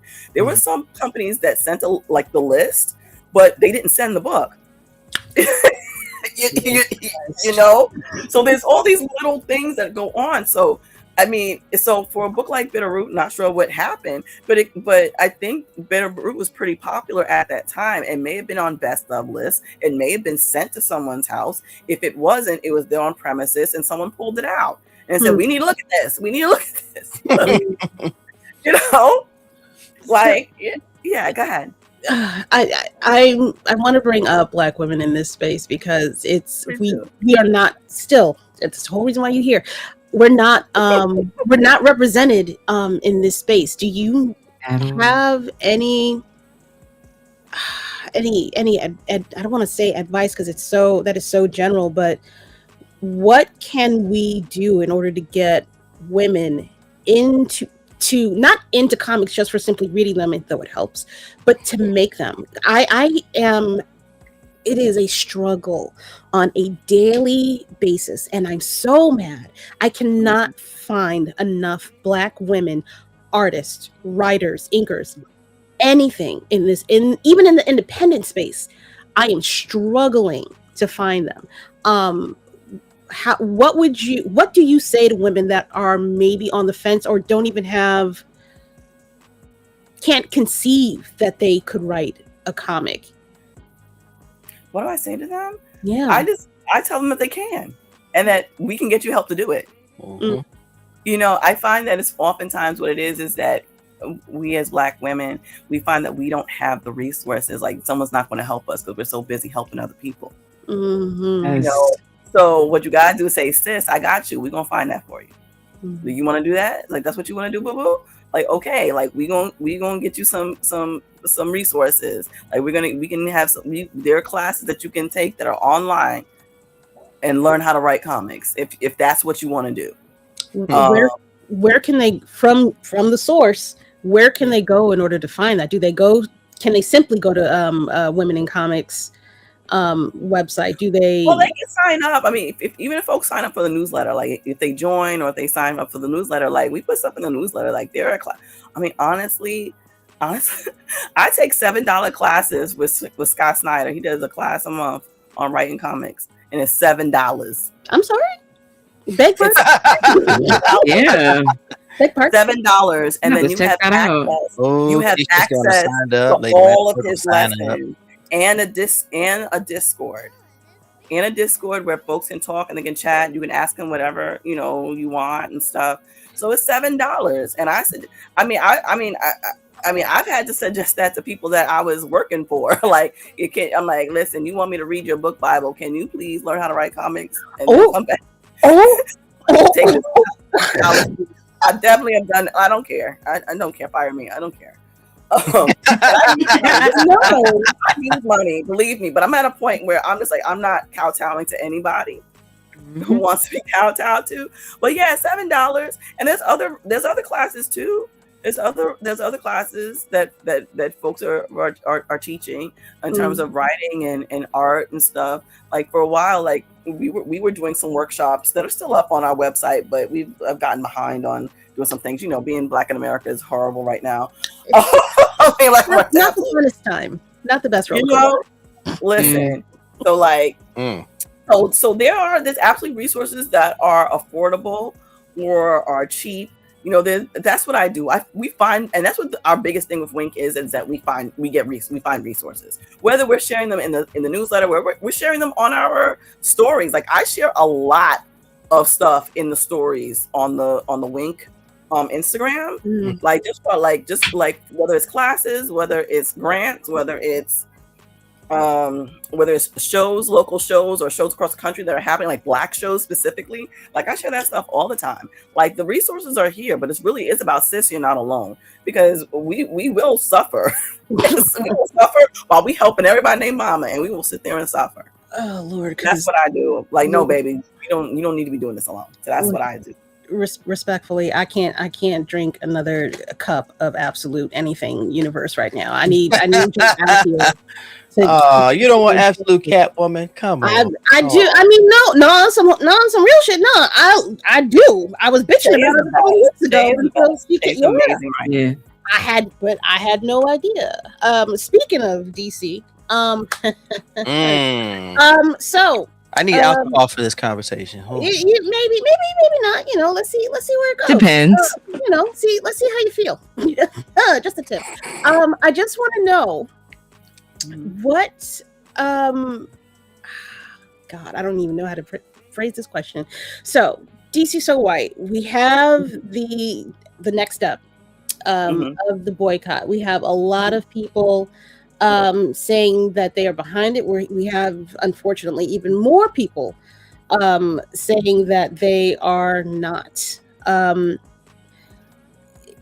For me, with the campaign, it does not. It feels a little off. There's momentum for sure, but it feels a little scattered. I don't know if you want to lend your thoughts on it, if you can tell me. I would prefer if you could maybe give some advice, because I know that there are a lot of things that I was thinking of when I was thinking about doing a boycott myself, or trying to get organized to do it, such as gift cards to keep supporting the your local comic book store, so that they're not really feeling it when you stop buying whatever pre-orders they might have had. They're at least still getting some kind of income from you. Trying to figure out if there's a way to keep the creators fed, if there's a way to do, like, buy their indie books if they have them. Go to local conventions and tip them in person. Things of that nature. I don't know what your thoughts are, if you have any advice for this movement at all, if you want. I wrote the blog that I wrote the other day. Yes. About representation and the Eisners and DC So White, and how it all cross connects. And as a person that has been actively activated her activism, right? Like, my thing is always about, like, how organized are you? How prepared are you for the repercussions? I do support DC So White. I also support Comics So White. That's what that's what I support the most, because they all have a problem. It's not just DC, and I mentioned that in the blog post. I also support, first and foremost, WinC members, and we have WinC members that work for DC, and they are the most marginalized people, and my concern is always how the most marginalized of us are protected and kept safe.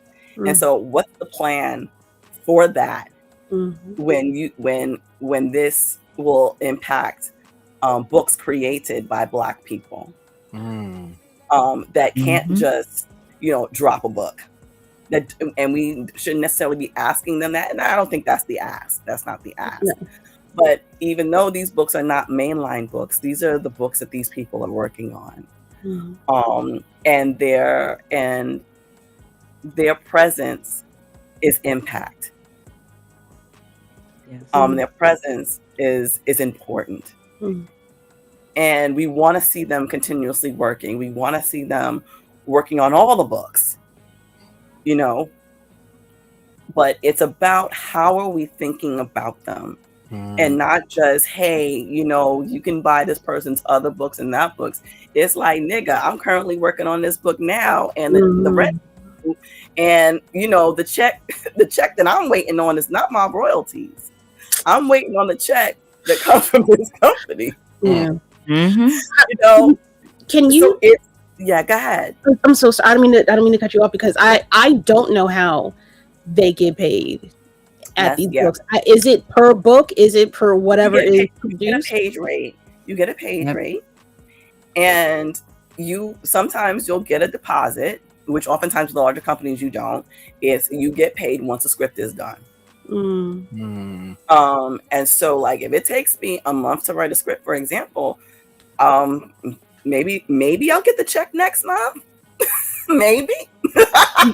You know, So is that net 30, Oof. you know, you might. And then if the book has a royalty, you know, you got to wait for those books to sell, and you may not get it. You may get a check in 6 months for the royalties, maybe, yeah, or maybe a year. Wow. You know, so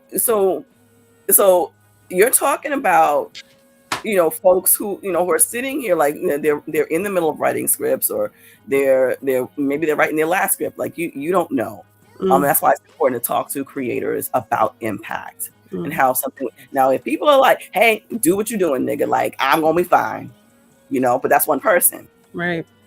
Like what's going on with everybody else? And again, if you're talking about the most marginalized of us, you're talking about Black women, Black femmes, Black non-binary folks, like we are hurting out here. The trenches, we are in the fucking trenches, and we are protected least. Yeah. So it's important that that's considered. And so it doesn't mean don't do the thing. It doesn't mean don't do the thing as in like a boycott. It means how can we do this in a way in which the least of God's kingdom is not adversely affected. Yep. It's about that and having a plan for that. So as a person that actively activates her activism, my mind is always on my community and my people, especially specifically when it comes to the WinC membership, because they often are the most marginalized people in the room.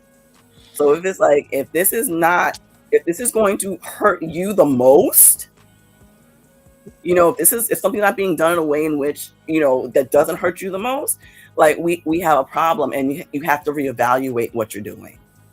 So it's like we can still do the thing, but how can you do it ethically and responsibly? I'm sorry, Stephanie dropped several bombs. I know. Between her and Ryan, they've been Right? They've been plopping grenades, and them jokers. What do you mean? We're not paying for development. And what do you mean? Revisions? We're not paid for revisions. What the fuck is that? You're paid for your page rate. What? If you're with, yes, every once in a while, if you're with a large, not a large, but if you're with like standard publishing companies, like let's say you're with Random House or something, they might put that in the contract. They might do that. They might do revisions. They might pay for development. But if you're talking about the larger companies, child, no. Like you get the page rate, and that you people are getting paid less than minimum wage. Yeah, that goes for artists. That goes for writers. So when you're thinking about creating systemic change, you have to think about all these things when you're putting this movement into place.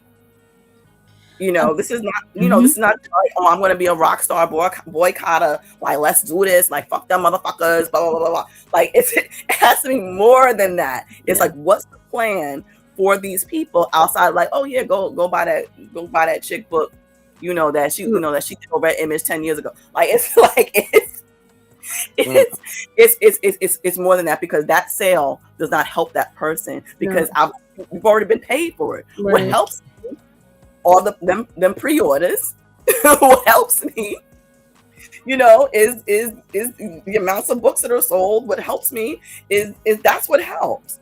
So again, like, I blame this all on, you know, systems of oppression and shit. Yeah. But as you navigate these systems and try to overcome them or work with them or whatever you're trying to do, you have to figure out how to do things in an ethical way. Yeah.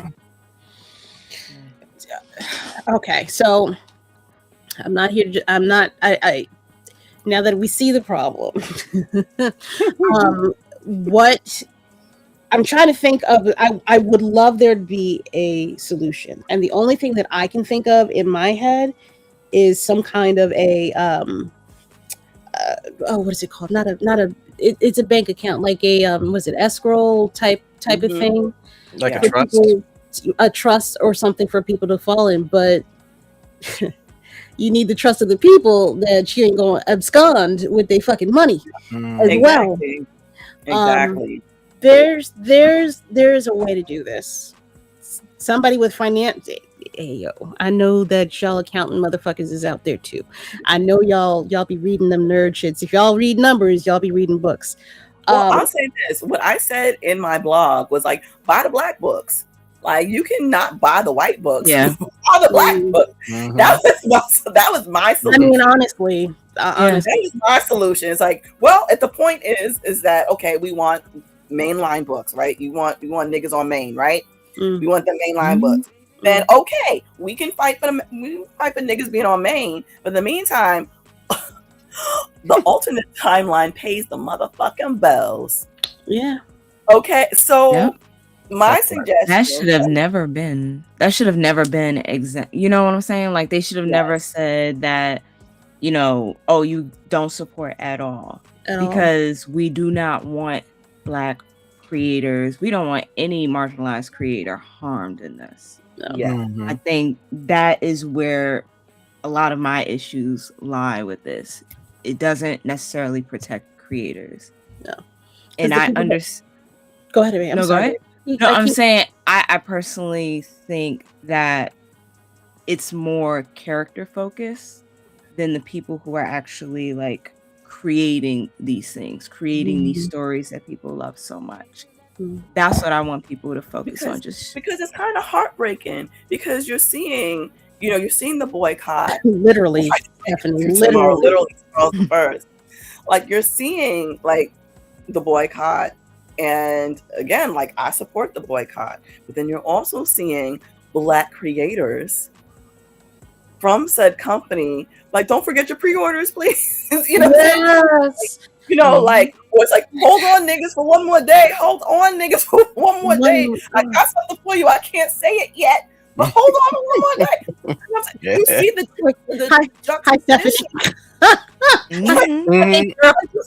You see the juxtaposition, and it's like, hold on, like, the people that are writing these stories, who I would hope folks would want them to write the ones that are on main, because at the end of the day, if you're going to say, if this has been more character focused, it's like, okay, so it's okay if the white dude writes the books, like, what is, you know, that is exactly, but I know that conceptually their hope is that, okay, well, this automatically means that, you know, Black folks will be writing it. Not necessarily so, but that's the hope, you know. And in a perfect world, that's possibly what it would be. It's like, okay, we're doing these books, let's make sure that, you know, they're represented in all the ways and people can get jobs. Because I also was like, oh, DC's so white, maybe I'm gonna get a job. This is great. Like, right. You know, but at the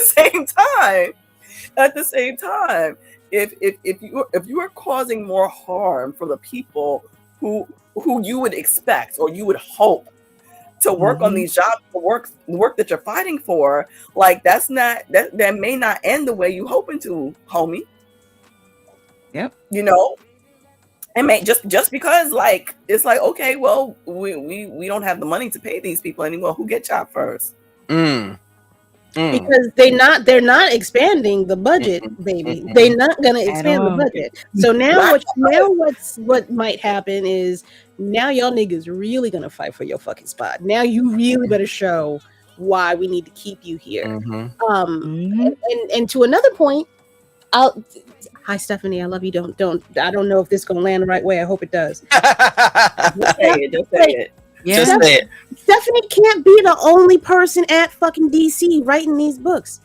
You got what is it? You can't have everybody that was on the team for the Milestone book be the only people at Marvel, because you're still gonna run into the same problem. You, first of all, burn the fuck out is a real fucking thing. I don't care where you are. You need somebody else to tag in every once in a while. I mean, at the end of the day, that's a systemic issue. I mean, that we experience in other industries, where it's like these industries love to have a Highlander. You know what I'm saying? And it's not us doing it. It's not us. It's these industries, and they do it on purpose. You know, to sow discontent. You know, they do it on purpose, and that's why we have to look around that and be like, no, hire this other person. You know, we do our best to pull this person in. But even when you try to do that, it's like, okay, well, can be one, like, and so you got to like push past that and be like, no, we can have 5, it's that push. And because I also written in that blog, it's like, listen, like the folks who are at these companies who are marginalized people, the folks who are Black folks at specifically DC, like they fight, they advocate, they push, they try to bring people in. Sometimes they're able to do it, and so if we don't support them, we're doing them an immense disservice, because they've been fighting a fight before a fucking boycott. It's important to take care of those people, because they're gonna be there after the boycott. Hopefully, what I'm saying? Exactly. Oh, baby, and don't be mad if somebody fails on the fucking job either, too, because the story. How long do you want them writing on this story? You want them writing on this one story for the next 5 years? Like, what if they want to expand and do something else? Yeah, that I don't want it. I don't like my current job. I have been doing it for almost 20 years. I want to leave. I would like some change, please. Okay. In my perfect world, DC would take some of their budget, cast it aside, give it to the people at Milestone to do their own shit, hire their own people, and make that an offshoot like they did with, what is it? What's the DC label that's like not Black Label. What the hell? Label? Vertigo. Mm-hmm. Y'all did it for Vertigo. Do it for fucking Milestone. What? I don't understand why that's not a thought either. I don't know if that would work, but I think that there's certain legalities. There's certain legalities because Milestone was an independent company initially, and they never absorbed it. It was sort of like a Vertigo situation. So I'm not sure. I mean, because I think there should be a Milestone office, just like there's a Batman office or a Superman office and stuff. That's what I really think. The question is that something that they might be open to doing? But there's things that can be explored. There's things. Stephanie said, "Child, I'm not writing one story for you." I hear you. It's like, let's mix it up. Let's do something. But again, like I go back to the concept of, it's like, this is not just about, DC so white. This is comics so white. Right. Folks are concentrate. Like, yes, it's fucked up. There hasn't been a character on Maine, a Black character on Maine for over 4 years. That's fucking fucked up. Absolutely. But I'm also looking at other companies just on GP, just in terms of them, like just hiring the talent. I think about on Pink Riot podcast when y'all talk about blackfishing. Yes, like having Black books as if they ain't a nigga to be seen behind pages. That part. Oh my god. That part. Like there's so much, and I think for me, like doing the stuff that I've done throughout the years, like WinC is 14 this year. I think like our conversations, our public conversations, specifically at on panel discussions and stuff, has what has brought about systemic change. In whatever way that we've done it. There's always other ways to do it. But we just kept talking about it. We kept talking about it amongst ourselves. We kept talking about it in front of mixed company. We just kept talking about it to the point that we got that Eisner. And in my speech, I gave them a pow pow. And I said this, and I said like this award is great. Take care of my people. Yes. Humanitarianism. Yes. Thank you. Take care of my people. Yeah. And that was my speech, and so like what I want folks to do, like as they want to do this stuff, they want to create this change, is to really think about other people. Yes. And how and like it's like maybe you can afford to go back and forth with people, you can afford to do various things, but other folks can't. And again, like if something is going to adversely affect these creators at DC or wherever else, you have to figure out how you can mitigate the damages. Yeah.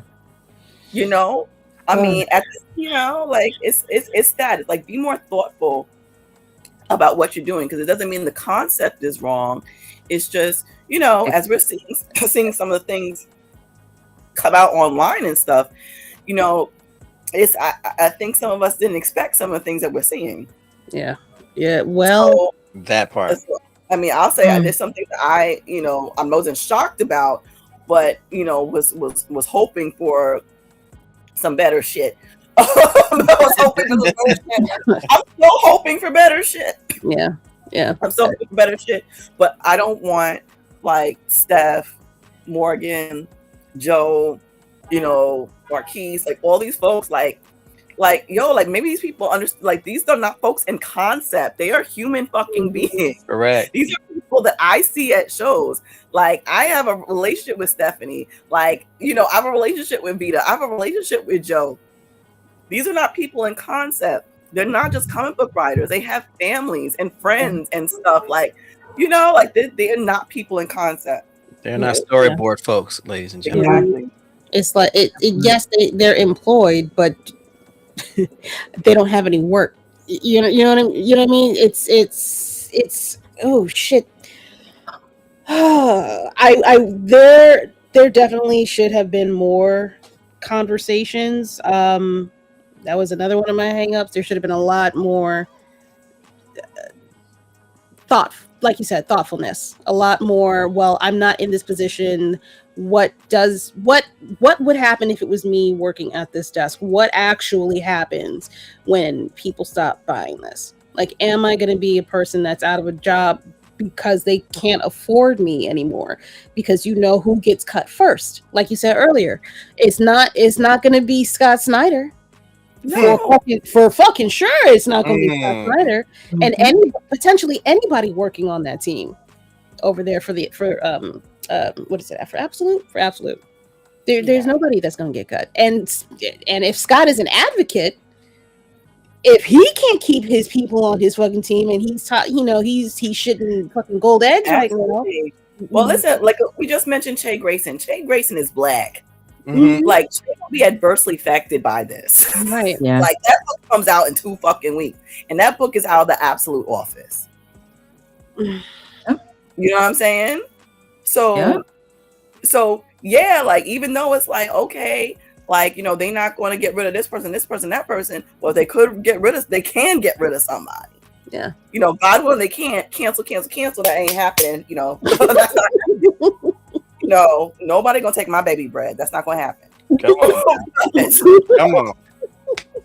Facts. Nobody gonna take Steph bread. Cancel. Fuck those niggas. Like, it's not gonna happen. But Shout out to Let's if go. someone don't like that I just said that, come see me. I'm in New York City. I am that bitch. I am that Say it. Okay. So I don't do no Twitter shit. I don't do no thread shit. I go to houses. Like, that's not. And then there'll be a band of WinC bitches behind me. So I go to like, we live this. Like, we live this activism bullshit. Like, we rep for people. We stand up for people. Like this. So we know how to do things. And so my suggestion is just listen to Black women. Please. Listen to the people who are the most marginalized, in these spaces that certain things don't affect, like, not just this boycott, but anything. Like, really consider that. Really, really consider that. And I don't want anyone saying like, oh, well, what about the Target boycott? Were you thinking about the Black workers? Yes, we were thinking about the Black workers, but we knew they weren't getting fired. No. Cause Tommy from the cul-de-sac sure as shit ain't going to work at fucking Target. Not Tommy.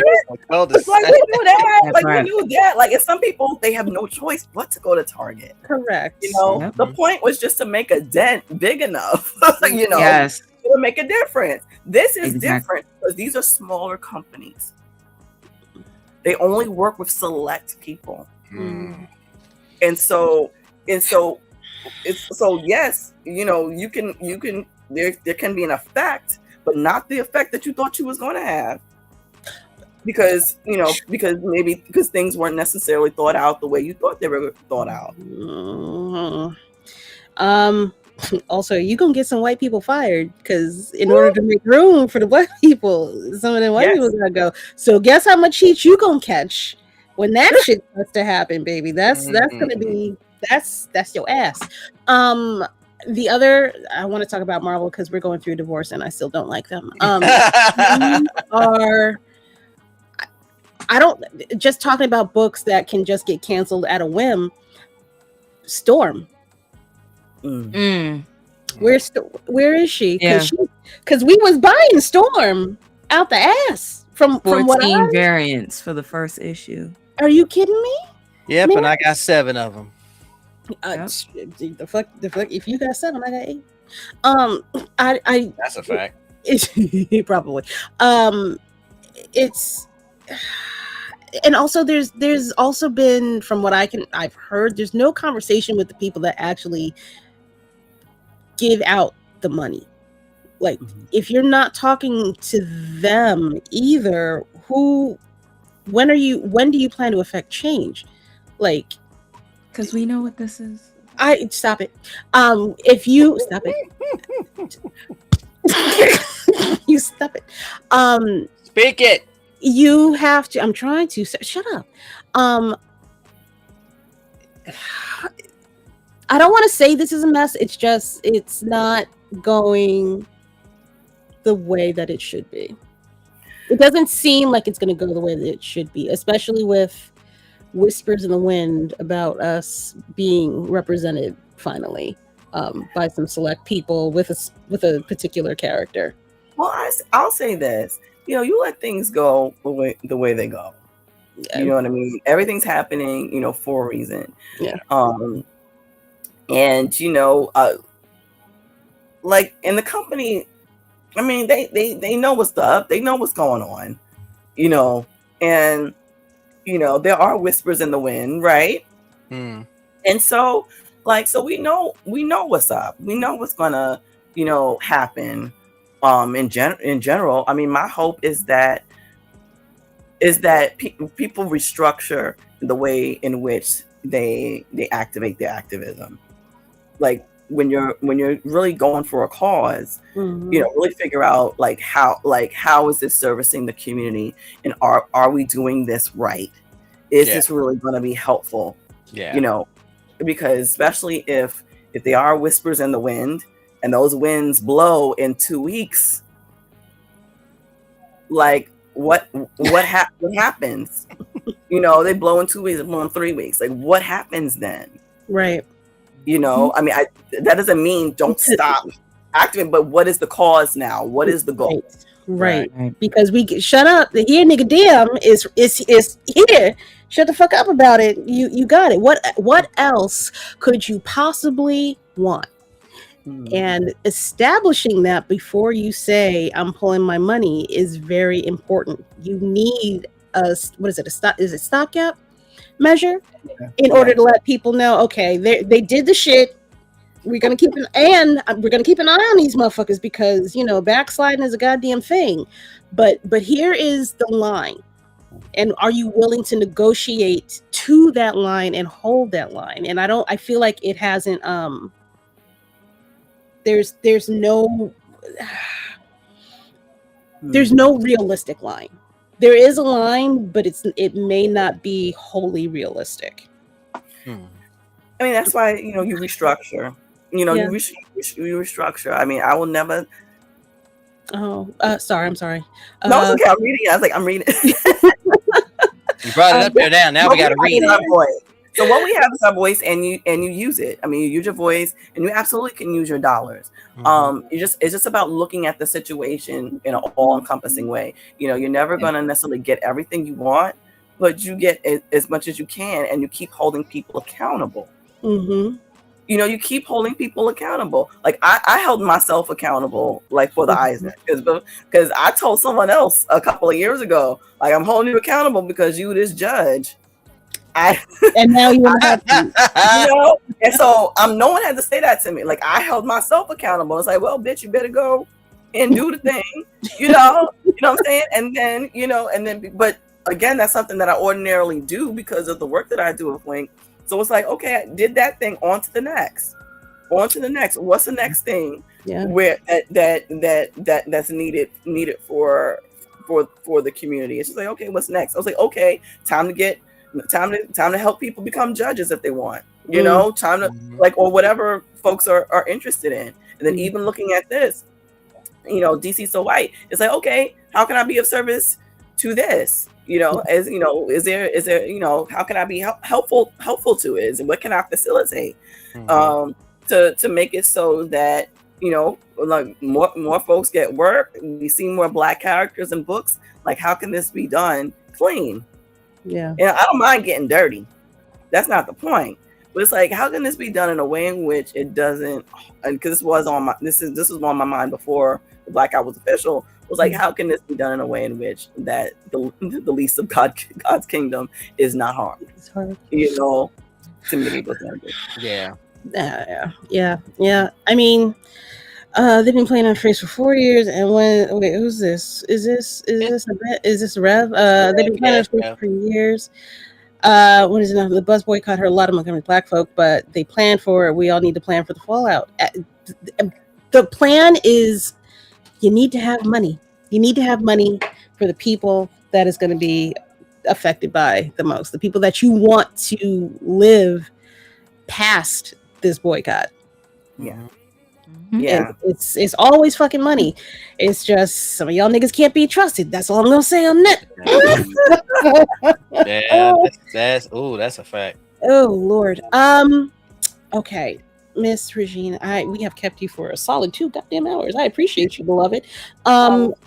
Is there anything that you would like to say? Do you want to give anybody a shout out? Do you want to promote somebody anywhere? I want to promote. I mean, listen, you know, yourself. Myself. Yeah. Right. What am I doing? I'm just here. What am I doing? Okay. So here in New York, we got a few things going on. So if you're in New York, you know, come through. So on June 6th is the Brooklyn Pride Comic Book Festival. WinC is a sponsor for this event. Is at anyone is by Anyone Comics, and they are hosting it at the Brooklyn Pride Center. And that's in Bed-Stuy, so check that out. It's from 12 to 6. You know what? Let me see if I can pull up this. I can pull. Ooh, I can. Look at me. I'm gonna do a big girl thing. Look at me. Being technological, y'all. Watch out. If you're going to Brooklyn Comic Con, like, we're literally right around the corner, because Brooklyn Comic Con is that day too. Oh, I will see you. Nice. I will see you there. Yeah, come through. It's free. It's free, and it's a really nice event. This is the 6th annual. It's really dope. And Demetrius, the owner, is great. He's great. We're also for Pride, we're doing a creators salon on June 30th at the Bowery Poetry Club. That's in Lower Manhattan. That's in LES. And we're just going to have a cute little happy hour time. We're going to have a panel discussion about melanated queerness in pop culture and comic book spaces. And we're also going to have a drink and draw. Oh, so I'm gonna be ordering food for us. Keisha making a trip. There's also a cash card there. July comes. I'm going to be at San Diego Comic Con. WinC is going to have a booth. We have panels. Those are going to be announced. We also usually do a mixer. We're probably going to have a day party. We're going to have a day party probably. We also may have another party, and that'll be announced too. Wait a minute. I'll be at the Eisner. Oh yeah. Yeah. But fuck all that West Coast shit. How come we can't get a day party here over in New York City? You want a day party, dude? You want a day party? I want an all white day party. I want to be like, that would be nice. I was thinking about that too. Maybe I got a white suit too. Okay. I'm thinking about that. So we could be maybe for August. That could be really cute. Impeccable. I travel to New York for that. I mean, come through. I think so. There's some spots. There's some spots I think that will hook us up. We could, I got some. Okay, all right, I got you. I got you. I got you. Okay. I mean, I could coordinate. I could coordinate with you and do things and help. I'll pick up the cups.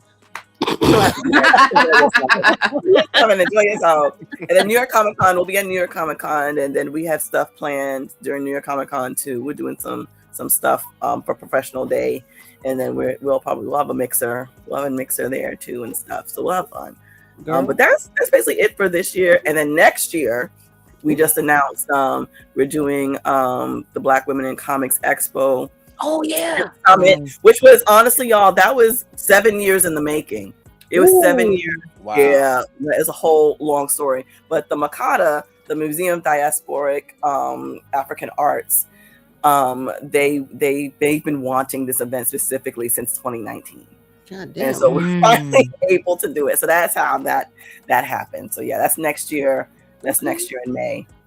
I cannot wait for that. I'm going. Right? Yeah. Okay. Well, shit.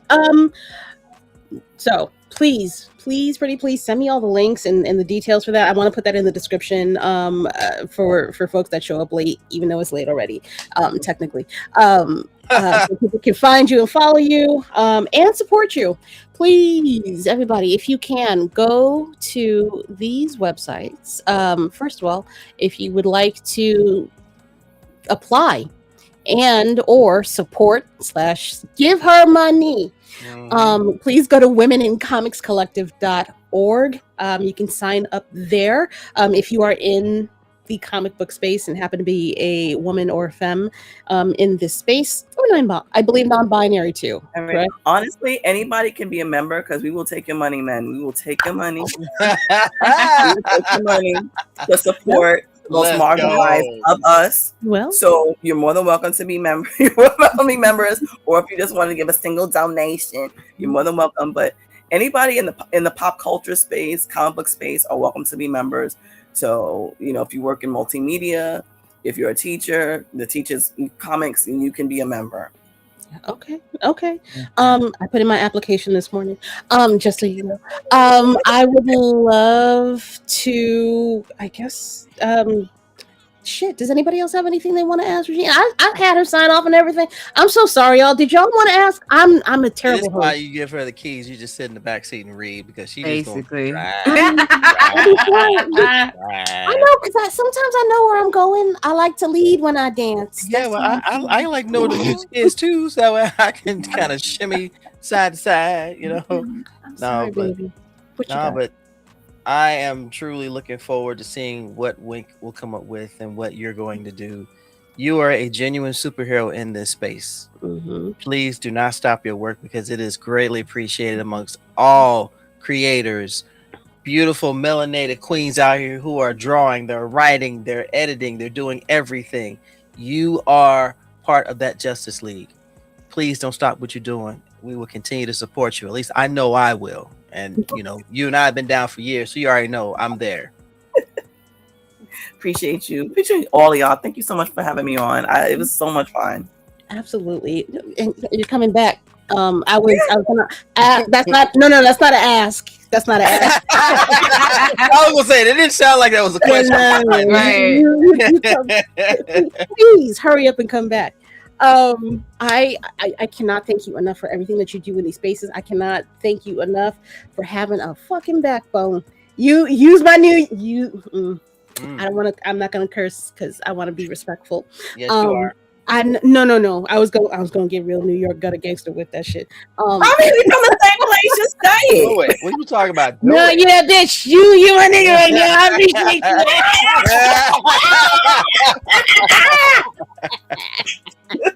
Oh Lord, I fucks with you heavy. Girl. Yes, man. We here, bitch. We here. Miss Keisha, do you have anything that you would like to promote for yourself? I feel like this is the quietest I have ever had you be on, except for the beginning. Okay. And so part of the middle, where you call maybe a bottom. If you missed that, you should have got your ass here earlier. You weren't here good. Everyone else shut your ass up. That's all I have to say. I stay quiet. Really? That's a lie. Oh, I'm gonna tell Bree you said that. Oh, we gonna What? That's a no, lie. you stay quiet. No, I said I stayed quiet today. Oh. One, because what Regine was saying was spot on, Mm, and I think I would have said it in a much more New York way. yeah, you know, Spirited way. it would, I don't know if it would have been spirited, but it definitely would have been It would have not as kind. And so I am learning to be discerning and Nah, bump step that. back. Say it. No, no, because like I hold a different, because of what I know what happened in the background and all of that. I hold a different position around all of this, and I am not pleased with how everything went down. And seeing people in the comic book community being treated a certain way, it's just, that's not the way that we roll. That's not the way. Yeah, I don't navigate this space like that. And as a former crash out with a loving, supportive system right now, I'm just choosing to like chill, and I'll let those who know how to walk and say the things I want to say it in a kinder way that can be heard, because I'm going to prioritize the community learning from all of this rather than me saying, all the things I want to say. That is growth. I'm gonna growth. Yeah, I do love that. It is being in this space will absolutely put your feet to the fucking fire. I'm learning that in 4K in real time on the jumbotron. It's woo, baby. The Blerd space is a tale and a half.